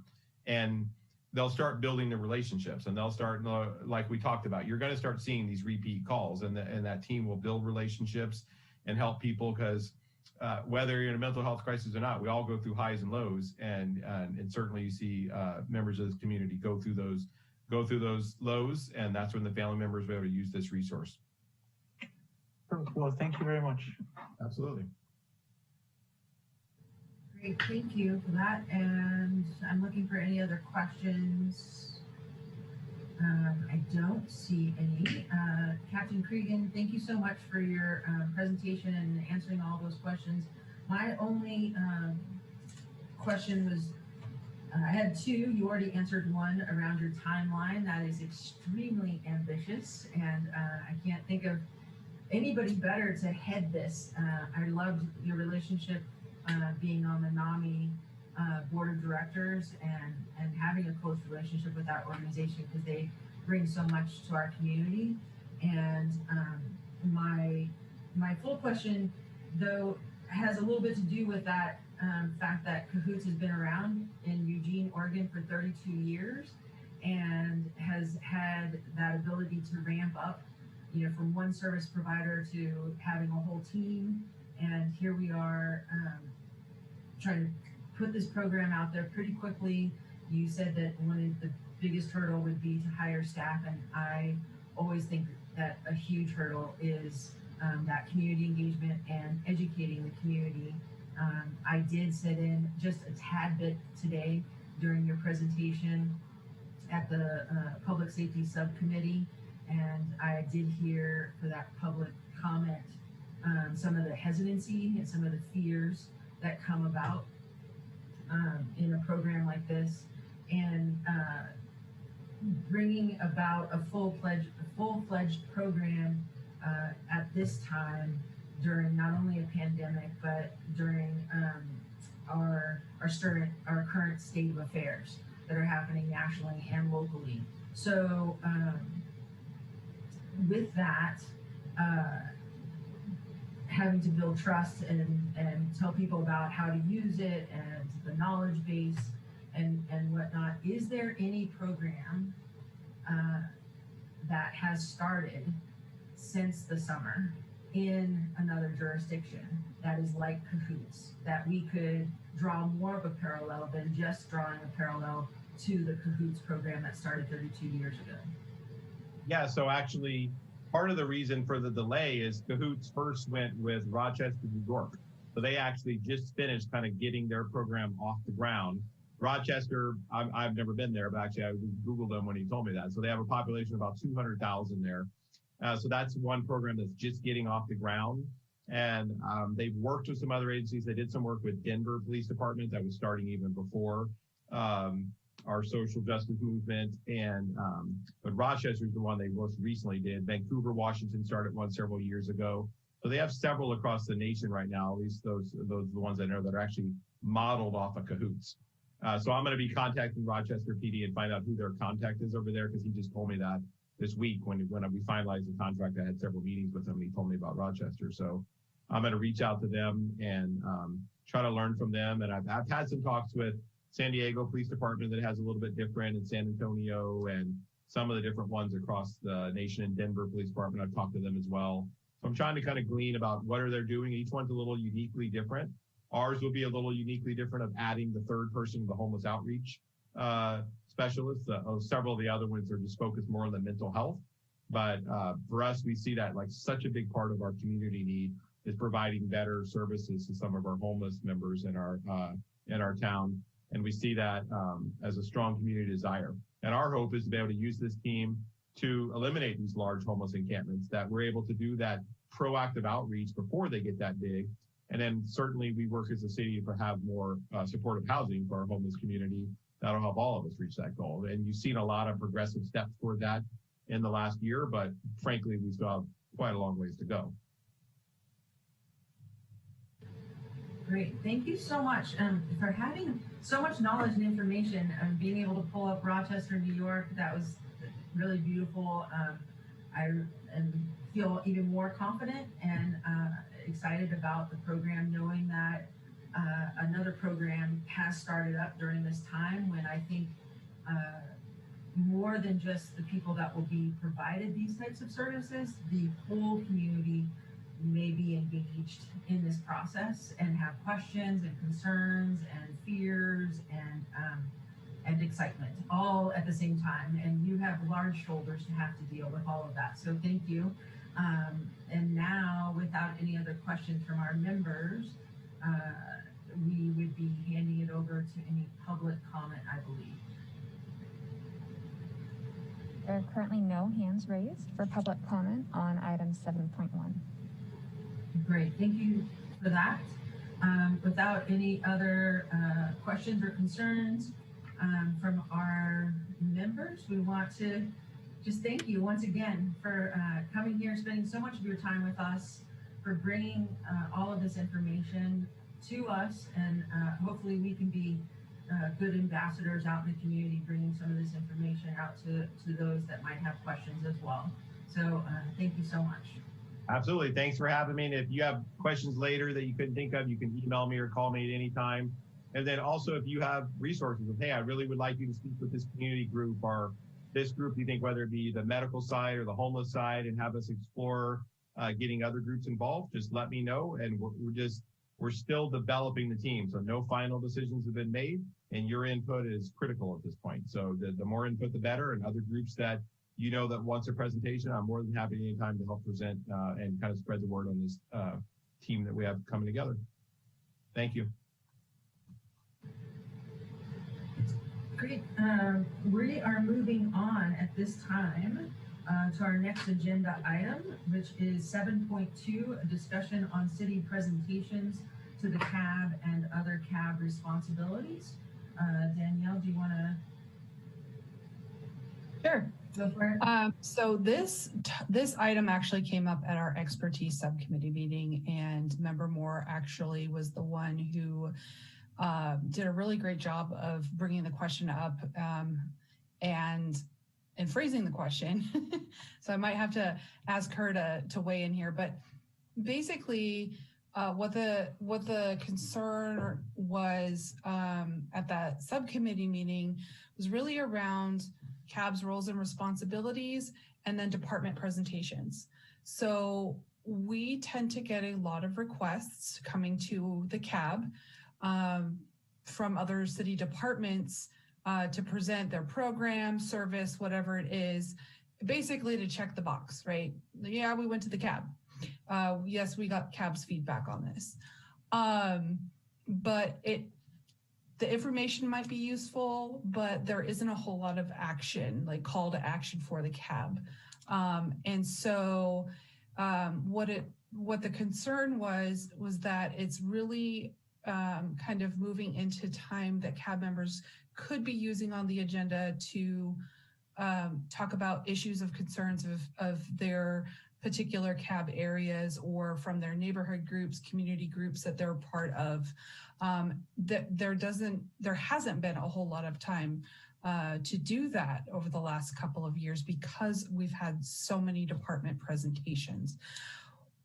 With that said, Jason Nutt, who is one of our assistant city managers and also the director of transportation and public works, he came to me a couple weeks ago and said, hey, I need to present to the CAB in February or March on the city's capital improvement program's budget priorities. And I know that sounds super fun and exciting. What it really means is capital improvement program is the city's infrastructure program.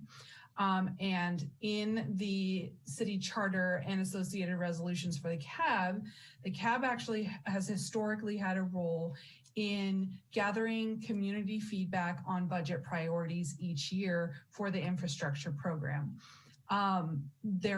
We've done town halls, we've done community open houses, then we started utilizing NeighborFest.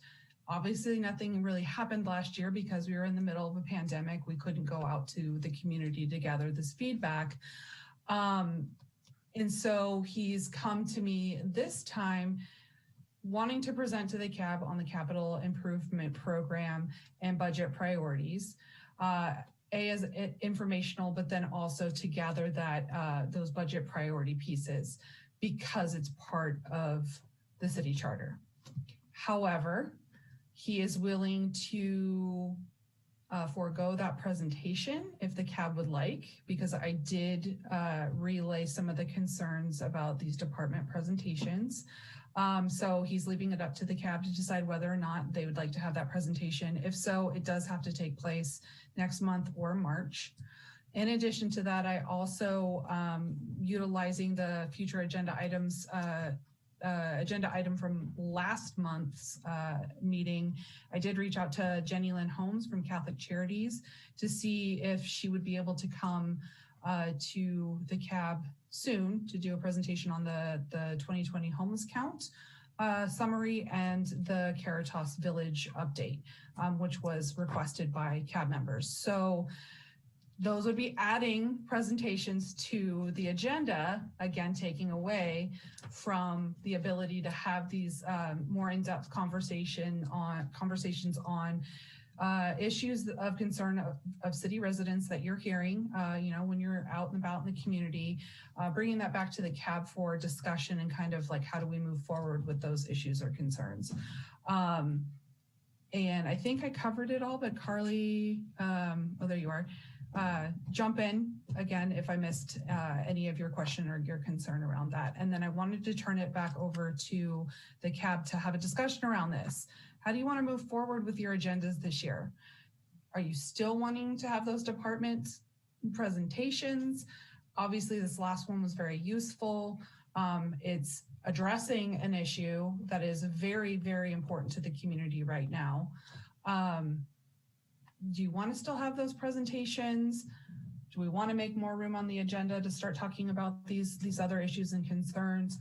And then it also actually kind of runs into what are the CAB's priorities for this year, which also led to a discussion around maybe we should look at our strategic plan again soon and start looking at, okay, what really makes sense for the CAB at this point? So we're still here in this virtual world, not able to have events, probably not again this year. NeighborFest will be suspended again for this year, unfortunately, until we're really in a much better place to start having larger gatherings. So with that said, I'm going to turn it back over to Vice Chair Graves and the rest of the CAB to have this discussion. Thanks.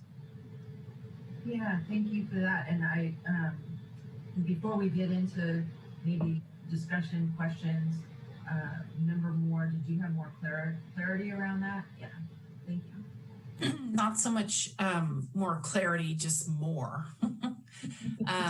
Danielle actually summarized my question and thought on that that topic really well.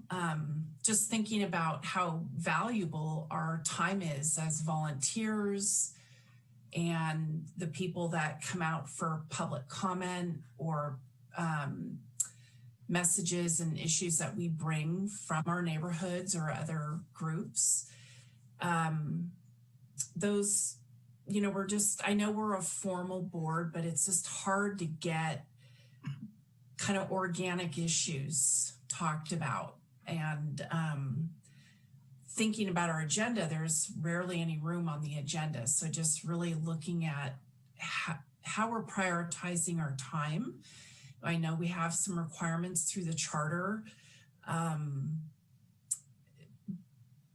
But if we're going to hear these presentations, I'm just wondering if we should have sort of, you know, a 3-bullet action plan that we go, okay, we just heard from Captain Krieger, what are we going to do now? Like, that was very informative to me, and I'm going to take it back to my contacts, but it still feels kind of limited as just a comment. And in terms of our strategic plan and being really stymied to engage our community person to person, which was, in my opinion, a strength we had, especially with NeighborFest. And we've completed several of our strategic plan goals to the point where we've been able to kind of close out the operations subcommittee. And those subcommittee members have now merged with expertise. And I know Empowerment's still working on a lot of really important things. And I just wanted to bring up the idea of kind of doing some annual planning, like kind of modeling after the city council's goal setting. I know they have a big process and a much broader scope, but maybe, you know, we have new members coming on with some ideas of, oh, I'm going to join the CAB and I was appointed for my council person and I've got this agenda coming in. So where does that go? You know, and, you know, sometimes it could be diverted to another community area, depending on what the goal is. There might be a better fit for it, just on an educational wise for a new person. But maybe some of those goals rest with us and we at least entertain incorporating them somehow into an annual or a more short-term basis to see what we can do to maybe not complete it depending on what it is, but maybe support it forward in some capacity. So I just kind of want to shake up the strategic plan and do a little bit of a revisit and look at how we're spending our time. So that's my flesh out from what Danielle laid out to you guys. Great, thank you. Any comments around that or discussion? Just a point of clarification. So is that 2 different proposals? One to say, let's look at the long term and then also look at the short term agenda by agenda, or is that all the same thing?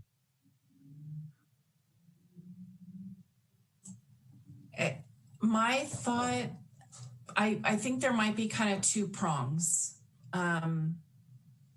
You know, the strategic plan might need to be looked at because we've completed goals and we're in COVID still and may need to shift those goals.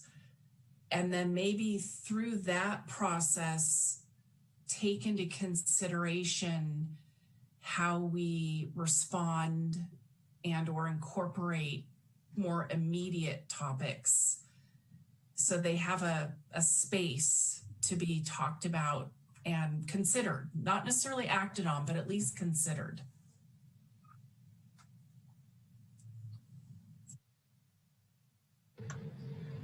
And did you have something else, Member Harper? Oh, I was just going to say that I like the idea of both looking at the strategic plan and then also looking at the individual agenda. Is there a way we can rework our agendas so that we can get those important department presentations because I think that ever since I've been on a CAB, those have been kind of key informational points for CAB members to be able to take back to their communities. And then, but can we work somewhere in the agenda where we have something concrete at each agenda where we have this time where we can do this, and it's maybe very specific, maybe a member has something that they put on the agenda specifically that they wanted to talk about from last month or in a previous period, and then we dig a little bit deeper on that one. So I'm good for that. I want to jump in and give a little history because I feel like having new members on board, and I felt really, really guilty. I have to say this out loud. I'm going to talk about feelings a little bit about member Foster. And we talked a little bit, I think it was last meeting, about coming on board, and he was a new member during COVID, during this virtual meeting format. And now we have 2 more members that are coming on board during a virtual meeting format. So I want to step back, and my stepping back is only to my knowledge and my memory, is that I came on board in November and December about in 2019. And since that time, I don't believe that we've talked about this, that we don't think we've had a strategic plan talked about, except maybe in a subcommittee where we went over the past strategic plan, nor have we talked about action items.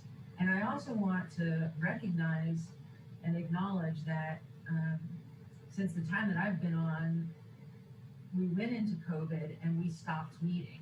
That we met, one of our last meetings in 2020, we only had 2. We had one in January and February of 2020.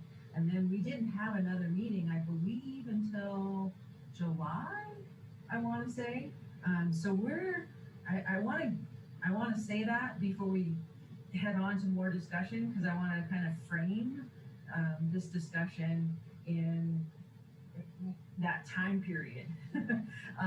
Maybe because I feel guilty for member Foster, who isn't here, and how he maybe wasn't onboarded in a way that was great. And I want to acknowledge that we're onboarding 2 more members and having a member shift and a turnover in this time where maybe we haven't been following past structures of the CAB as well, and timelines and formats, and we're up against this kind of disconnected way of doing things. But we still want to push forward. And I want really commend Member Moore for pushing us forward in a way that makes us look at this. So that's what I wanted to say right there. And then we'll hopefully move on, because I want to have robust discussion, if possible, around this, because I think it's warranted.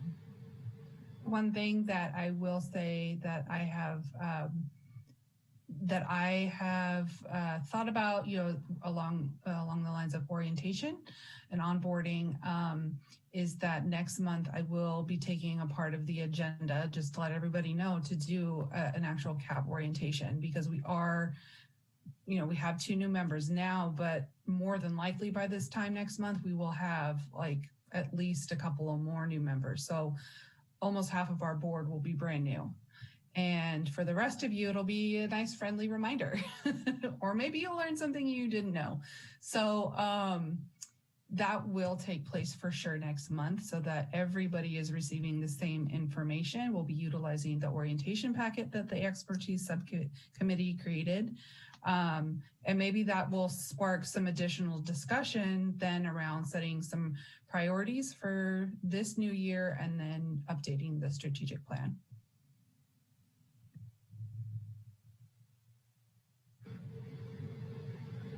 Member Moore? Yeah. Also in that vein, we I think it stemmed from a conversation at the Greater CAB, but we also kind of dove into talking about mentors and having some of the more veteran time-wise CAB members provide advisement, some training, some connectivity to maybe assign each other to support each other and help onboard and welcome new members, and to be able to have maybe some more in-depth conversations about why they joined and what they're hoping to achieve and that sort of thing. So I just wanted to also put that out there that we did put some thought into that, and one of our subcommittee assignments is to think about like a position and what that would look like, because it would, you know, we did a big time study, again, volunteer board, and really wanting to be transparent with recruiting new members about the time commitment, especially when we are meeting in person, that this is a really robust time commitment, and perhaps mentorship would add on to that. But I feel like the value that could provide back could help some longevity.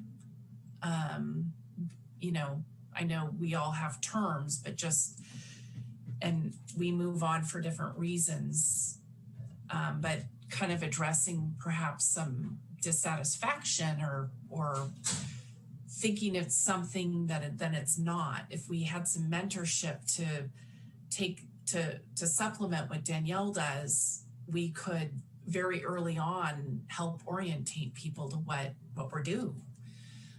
So that's a discussion we're also having.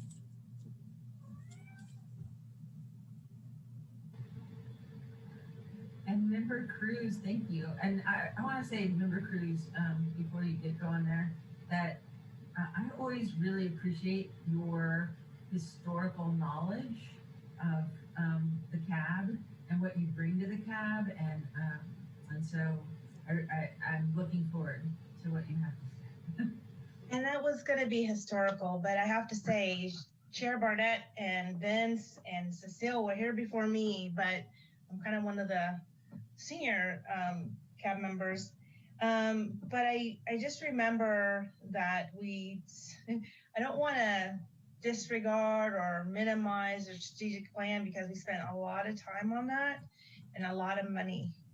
And I would like it to be, continue to be important to CAB, to look at it, to re-examine it and keep it there as a guiding tool.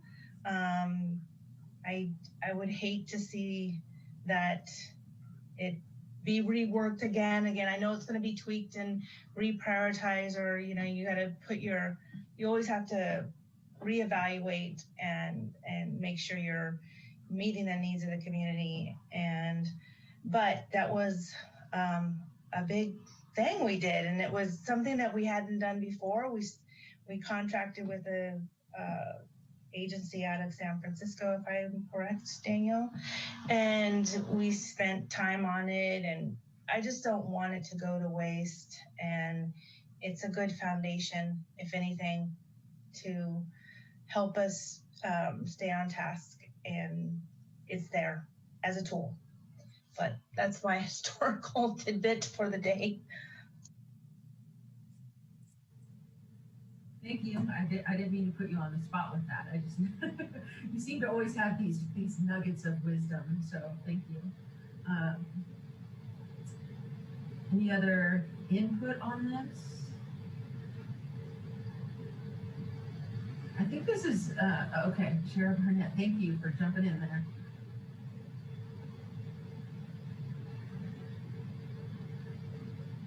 I finally hit the unmute. And then I also think that Carly had a follow-up. So two things. In previous meetings, so Member Roberts had brought up what can we do as a board that is in the era of COVID still to do more authentic community engagement and to work as a board. Expertise has talked about the mentorship program. I know from my work, one of the things I can put out to any member of the board is that bicycling, believe it or not, is a safe activity and you can do a group ride. So if any members of this board want to get together and have a one-on-one and you want to go bike your neighborhood with me, Vince is like, right? Vince and I used to ride together quite a bit. We would ride at the meetings. So I will put it out to the board as far as mentorship, I'm 100%. If you guys want to connect up and do a ride in and around your neighborhood, if there's issues of concern and things like that you want to identify and work on, I'm 100% down with that. In regards to the strategic plan, and then also, strategic plan, let me put that on. The one thing I think, Carly, that you haven't brought up is the Sonoma County Human Rights Commission report. And that was the big discussion that we had in expertise, that report, we're still kind of in a holding pattern from waiting on city council for guidance on when that report can come to the board. But as a board last year, it was the first time in, I don't know how long, other than our grants program, that we had direct action from the community. We had several individuals from all over the city that came to our meeting specifically to talk about that report coming to our board, because it was a priority coming from the community in a response to the protests.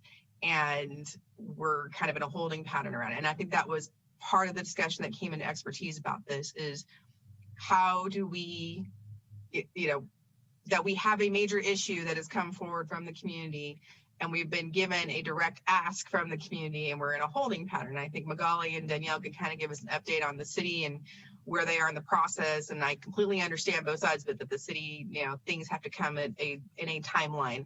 But that was, I think, one of the things, is that we have departments that come to us and check the CAB box, and we have this community request that we've been kind of in a holding pattern on. And so I think that was part of the challenge that we're facing as a board, is how are we able to do authentic community engagement and be responsive to this request that came in July, and we are kind of waiting right now, and also letting those constituents know when it's going to come to the CAB, when they're going to have an opportunity to provide public comment on it.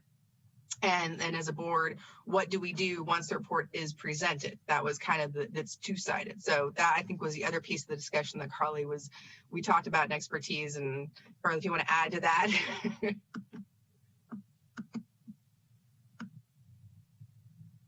Yeah, I did see, so Member Moore did give us some information in the chat bar that the strategic plan was designed with a 3-year work plan, and that it is now, that 3 years is over, to revisit and keep the plan going. And then I see Member Okanya also. Yeah, thank you. So this would just kind of be a little bit of advice for our new members, but also a reminder for our veteran members.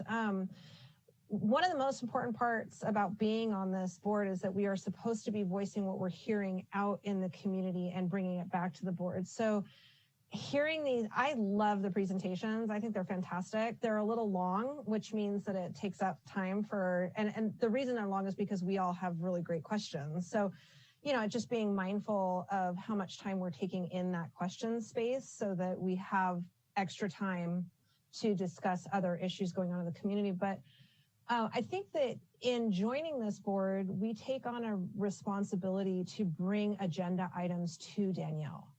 So if you are hearing things that are going on in the community that need response or need clarification, I think it's our responsibility to bring those to us and get them on the agenda. Even if we're not having presentations, it's just putting something onto the agenda that we should be discussing. So for example, the painting the hand black in front of the mall, right? That was something that I came to Danielle and said, this was a huge event that happened in Santa Rosa. We need to hear about it. I'll be frank, I don't think that our art city staff member, I think she tried to be very non-controversial, which, kind of flattened the conversation a little bit, but I totally understand where that came from. But on the opposite side, or the conversely from that, when Chief Navarro came to our presentation and we had all of those people, I mean, we had like 27 members from the community. It's not because we knew that the human rights report was going to happen. I'll be completely honest. I went on several chat activist organizations when I saw the agenda, when I came onto the meeting, and I told dozens of people that he was on there. And that's why an enormous amount of people came to the meeting. So in moving forward, you know, I don't even want to leave. I want to be here because I want to hear both of these next presentations, you know, and I wish I had a ton of time to participate. But I think in going forward, it's really our responsibility to bring these issues that we're hearing out into the community forward into CAB, and then allowing that to organically create action or create presentations or create you know, the kind of community connection with government entities that it was lacking before. So that's my 2 cents.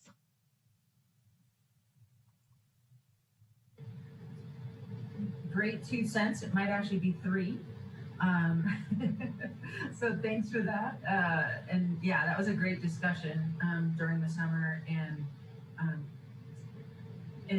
having so many community members come. And I think that community members were really engaged at that time, and I think that will continue with really great topics and things that are really pertinent to these. I was surprised to not see community members here tonight with the presentation about the Cahoots program, but I think that's because there were a number of community members at the Public Safety Subcommittee meeting. So that was kind of taken care of this afternoon, even though it's a hard meeting to go to. It's at 1 o'clock in the afternoon. It's not extremely conducive to different work schedules and whatnot. But then again, there's the pandemic, and some of us have more time on our hands. So any other bits of information?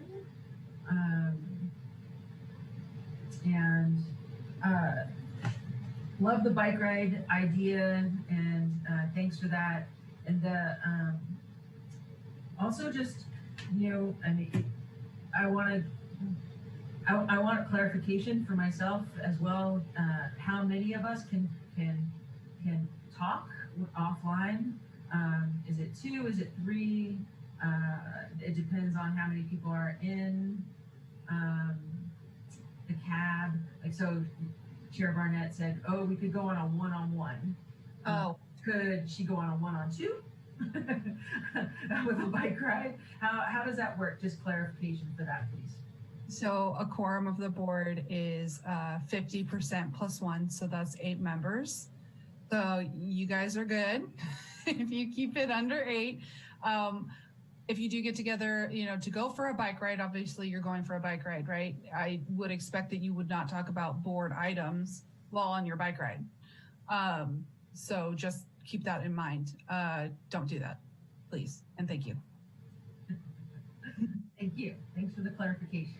How many people can fit in the lowrider? That's what I want to know. Can we can't get 8, so we must be good. It's not a Mini Cooper lowrider.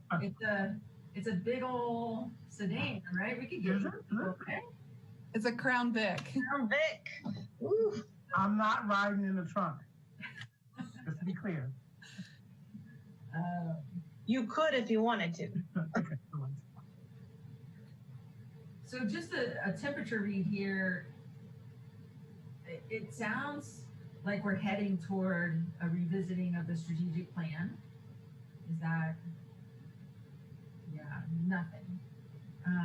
It's a good thing I'm not telling jokes, folks. Okay. Just for me and just so that I know how to move forward with the agenda. I think that's, for me, is most important right now. Do we have Jason Nutt come and talk about public infrastructure and the budget priorities? like I said, there's a couple of different presentations coming up. I'm going to have to spread them out. We're not going to be able to do them all next month, or we'll be here till midnight. So, what do we want to do about presentations, number one? And like I said, he is totally fine with not having to do that presentation to the CAB. He will just let council know, hey, we didn't do it this year because of the pandemic. And then two, do you want me to make a special place on the agenda under scheduled items to where maybe it's a placeholder that it's there if we need it, to where if there's an issue that comes up that a member wants to bring to the board, we can do it during that agenda time. Yeah, I see one thumbs up. I feel like for Robert's Rules of Order, do we have to state on the agenda that it's only a discussion item? Nothing can, well, not that we really take a lot of action, but. Right. Yeah, it would probably be one of those items where because it's an open-ended agenda item, discussion only. And then does that allow for public comment? Oh, yes, absolutely. Okay. Yep. So we have some input here from Chair Barnett, but I also saw before your input, Member Incencio, you had your hand up. Yeah, just regarding kind of if we are looking at the strategic plan, what does that really mean in terms of timeline? And, is it going to be something that we're head up with for the next 3, 4, 5 meetings or something like that? Just curious. Yeah, that's a very good question, actually, because strategic planning does take time. However, we already have the foundation. And last year we did do kind of an analysis of like what we've already done, what's already been checked off. And since then we haven't really done much other than meet, because all of the work the CAB generally does is out in the community, right? And we haven't been able to do that. So we can definitely bring that analysis back forward, but then also bring in new concerns that are coming up for the community, including pandemic and recovery from the pandemic, issues around racial equity, social justice in the community, and then some of this work too, obviously, that the community is really calling for around, police department reform or reinvesting in other areas of the community, I guess. So I don't think that it has to take a long time because we already have those pieces in place, but we should create sort of a timeline so we don't end up spending an entire year on it, or 6 months on it. Thank you. And then I did have another comment as well that I would like to see the presentation by Jason Nutt, since it is, part of our, in the charter, it's one of our must deliver. Yeah. I want to do that. Yeah, we do have with that, both Chair Barnett and Member Moore are giving agreement with the capital improvement program budget presentation. And my question would be for the strategic plan, and I'm good with seeing that presentation as well in our next meeting. Before I go with my question, isn't the city goal setting is happening in mid-February? So we would be getting that presentation in our CAB meeting at the end of February, right after some really like 2 or 3 meetings around goal setting by the council, correct? Yeah, so it wouldn't, I could probably fit it into the orientation if we have that information by that meeting. If not, then we would have to wait until March, the March meeting. So I don't think there's any rush either in revising a strategic plan. That can be a process for the longer term goals. I think what might be more beneficial for the CAB is to really look at for this year, what are your priorities? And that'll probably come from the council's goal and priorities setting session. And a question on that, and our strategic plan, taking a look at it. Is there a possibility that we could take a look at it initially in our subcommittees, and divide that out a little bit and then bring it back together? Is that a possibility? Yes, that's how we did it last year before the pandemic hit. So we can pick that back up again in our subcommittees. Okay. Is there any other comments, questions, input? It looks like that's about it. So if I'm correct, I'm also looking at what Chair Barnett, are you just giving some information in chat? And did you need this brought?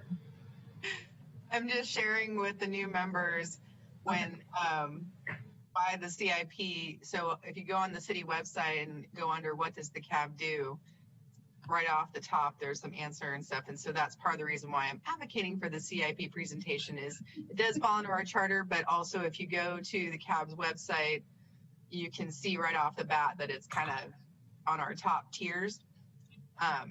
That all being said, I completely understand the challenge of, are the presentations meaningful for us as a board, and are there actions that we can take with them? In the past, when Jason has presented, I will say historically, we have had a more action focused opportunity within the agenda. So he hasn't just brought the presentation before.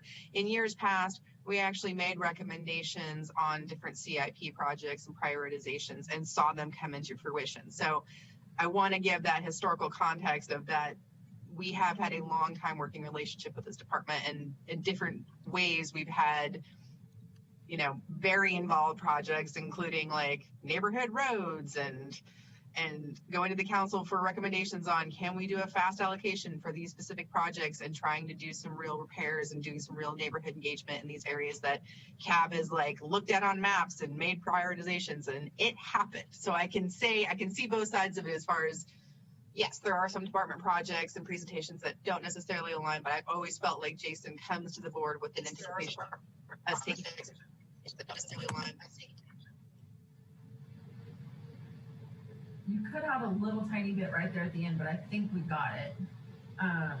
So it sounds like in February, if I'm hearing this all correctly, that we would put the capital improvement program budget on the agenda, and we would do some onboarding. Okay, I'm getting a yes from Danielle. So I think that concludes it for us.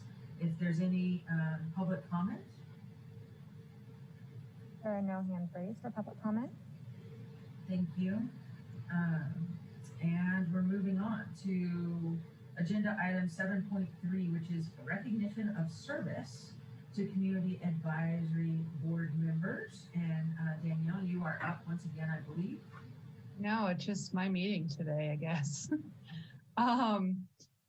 So I wanted to take just a few moments to recognize some CAB members that left the board within the last year, but also recognize two members that are leaving us, and that would be member Okanya and member Cruz. I know member Okanya, you actually, you brought it up during CAB announcements, but member Cruz, did you want to say anything before I go into my little spiel here? I just have mixed emotions. I mean, all those topics make me want to stay on, but I did finish my term, and I feel really good about the new members that are coming on, and I just feel like it's changed a lot since I first came, and I feel I made relationships and friendships with people. And when I see you out in the community, I'm definitely going to say hi and chat it up with you. And I might become your next Dwayne DeWitt. I don't know. I always have an opinion on something, so I might be out there on the attendees list at some point, giving my 2 cents. So it was a great learning experience and an opportunity to know more about how the city operates. And I love the city. I've lived here for over 40 years, raised all my kids here, my grandkids that live here. And I would hope that that as I've gotten older, I'm kind of representing a different demographic than I always thought of myself. I'm very immature in my mind, but I'm older, and I hope that I can see an older age group, I guess, or people on CAB, because there's a lot of wisdom there. And they have that old saying that, stories remain the same, just the names change. And sometimes, we've lived life. And so we've been around, and, sometimes we're like going, didn't we do this before? Or didn't we, it just seems like a big circle. But I wish you all luck. And it was just a wonderful experience. And it's sad to go, but I feel like there's just great people out there that can be on this board. So thank you for letting me. Thank you. So real quickly, I just wanted to, again, say thank you for your service with the CAB. You've been with us for 3.5 years. One of our more senior members at this point. And just a couple of memories that I have. Well, first of all, I think I may have mentioned this once, but through getting to know Veronica during her time with the CAB, we both realized that we had a personal connection. Her son, it was one of my really good friends in junior high. And I didn't realize it until one day she was talking about him. I'm like, wait, and I was talking about my mom. She's like, wait, I know your mom and I know your family, and you guys used to drive my son to school every day. So that was really cool to be able to make that connection. And then one of my favorite memories that we had was going door to door for one of our community meetings on homelessness and one of the encampments. And we got to go door to door and talk to people. And that was it was really interesting. People were so thankful that there was a group of people coming around letting them know about this meeting that was coming up. And they got a chance to air some of their concerns about the encampment in their neighborhood. And so that was really fun. And we bonded over the fact that we both share a love for lowriders. You got to see my husband's car, and we talked about that too. So I will miss you, but thank you again for all of your work with the CAB. And then Member Okanya, I've known you forever. We've known each other since kindergarten. We used to have sleepovers all the time. So we'll always have that connection. But thank you. I know that this has been a weird year. You've been with us for a full year now. And you hit the ground running with the first couple of meetings, and then all of a sudden we were behind a computer. So I wish we were able to get you out into the community and do a lot more engaging, because you're awesome at what you do. And I just want to thank you for all of your input and all of your insightful feedback, for city departments, and your advocacy for those who really don't have a voice. You bring that to the table. So thank you. Yay. And feel free, CAB members, jump in if you want to say anything. Or clap. Thank you, Vince. Thank you. Thanks, guys. I really enjoyed it. I wish I could stay on. And I'm so excited about Member Inocencio and Member Valdenegro and the new people that you guys have coming on. I think this is going to be a fantastic year for you. And I hope you get to go out into the community, because I think that's probably going to be the best part. Yeah. So I do want to quickly say, and I'm hoping to be able to get it together to organize this better for a future meeting. Maybe when Jenny Lynn comes to talk to us, we can surprise her. But there were a couple members that did leave us last year, and we didn't have the opportunity to actually do this for them and thank them. So I just want to quickly recognize them, but hopefully we can bring them back to do it more formally. Jenny Lynn Holmes was with a cab for 6 years. And I just want to point that out. She was very tireless in her community engagement efforts. She was always the fun, bright energy that would come to in-person tabling events, and sometimes a little hard to corral to get her back to the booth because she just wanted to be everywhere talking to everyone.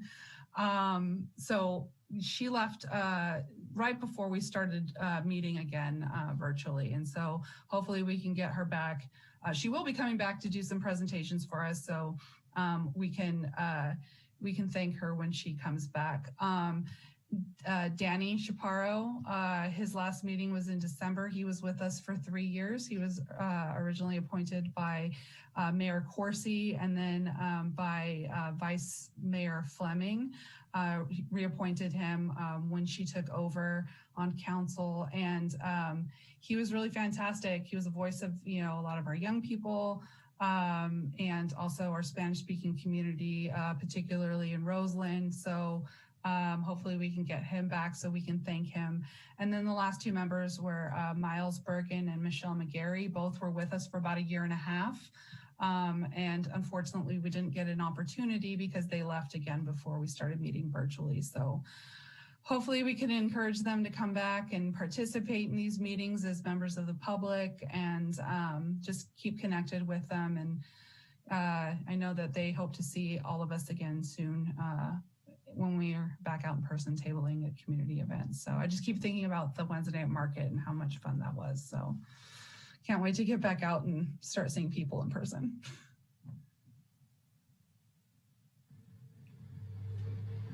Again, I'm going to apologize to the 2 new members. I feel like we're bringing it down a little bit.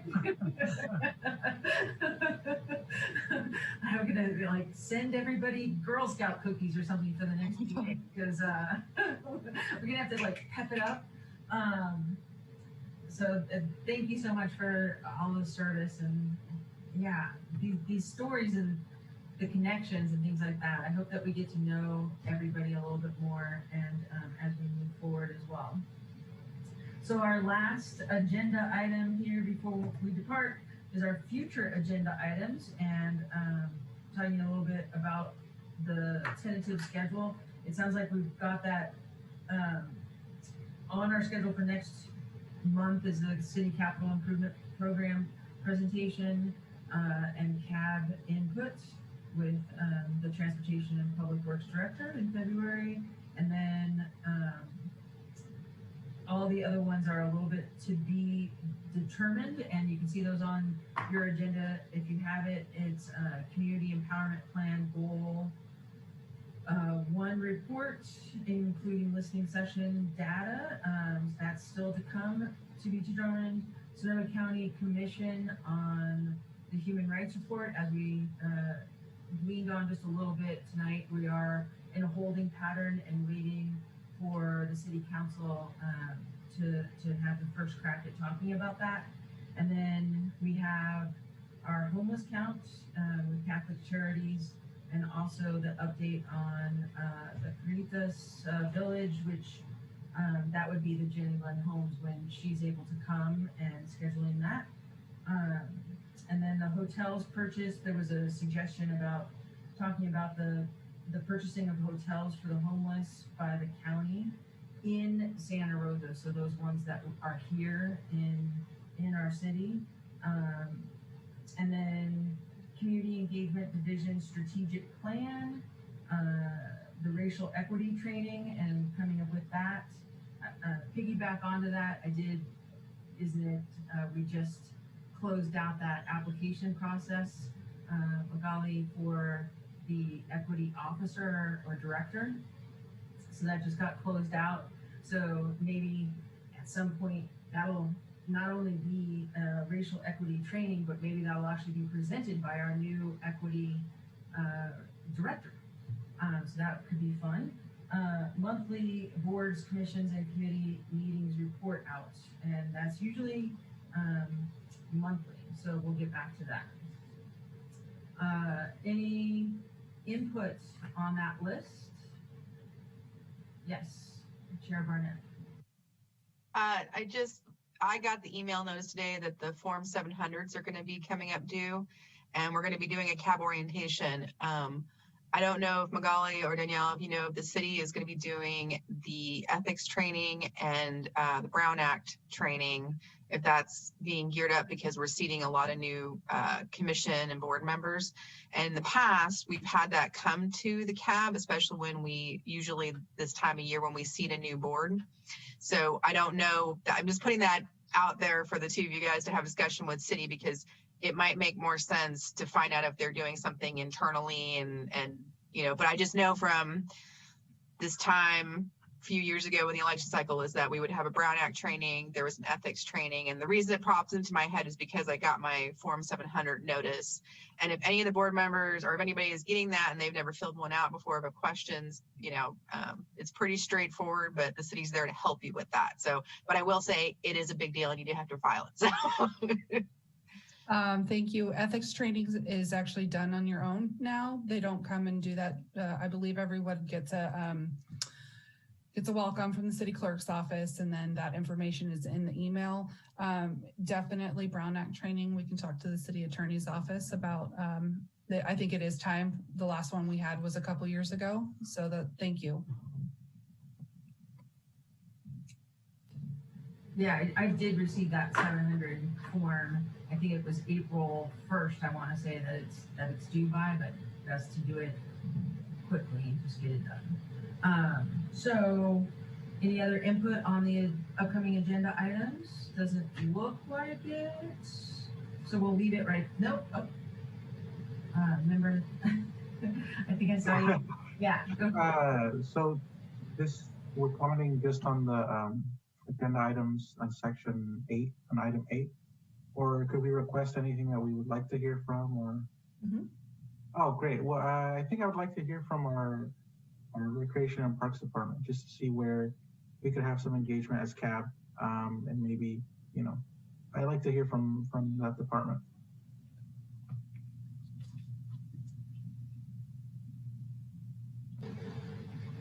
Great suggestion. I don't see any other hands up. So do we have any public comment? There are no hands raised for public comment on item 8. Great. Thank you. Thanks for always being there with that information about the public comment. It looks like that is done. Our next agenda item is adjournment. Do we have a motion? Motion to adjourn. I'll second. Member Roberts with the motion, and a second by member, your last second. Yeah. Member Cruz, you take it, because I might show up next time. I will second that. Okay. Member Cruz with the second. That was a nice little handoff. It looks like we are adjourned. Thank you. Good night, everyone. All right. Thank you. Thank you.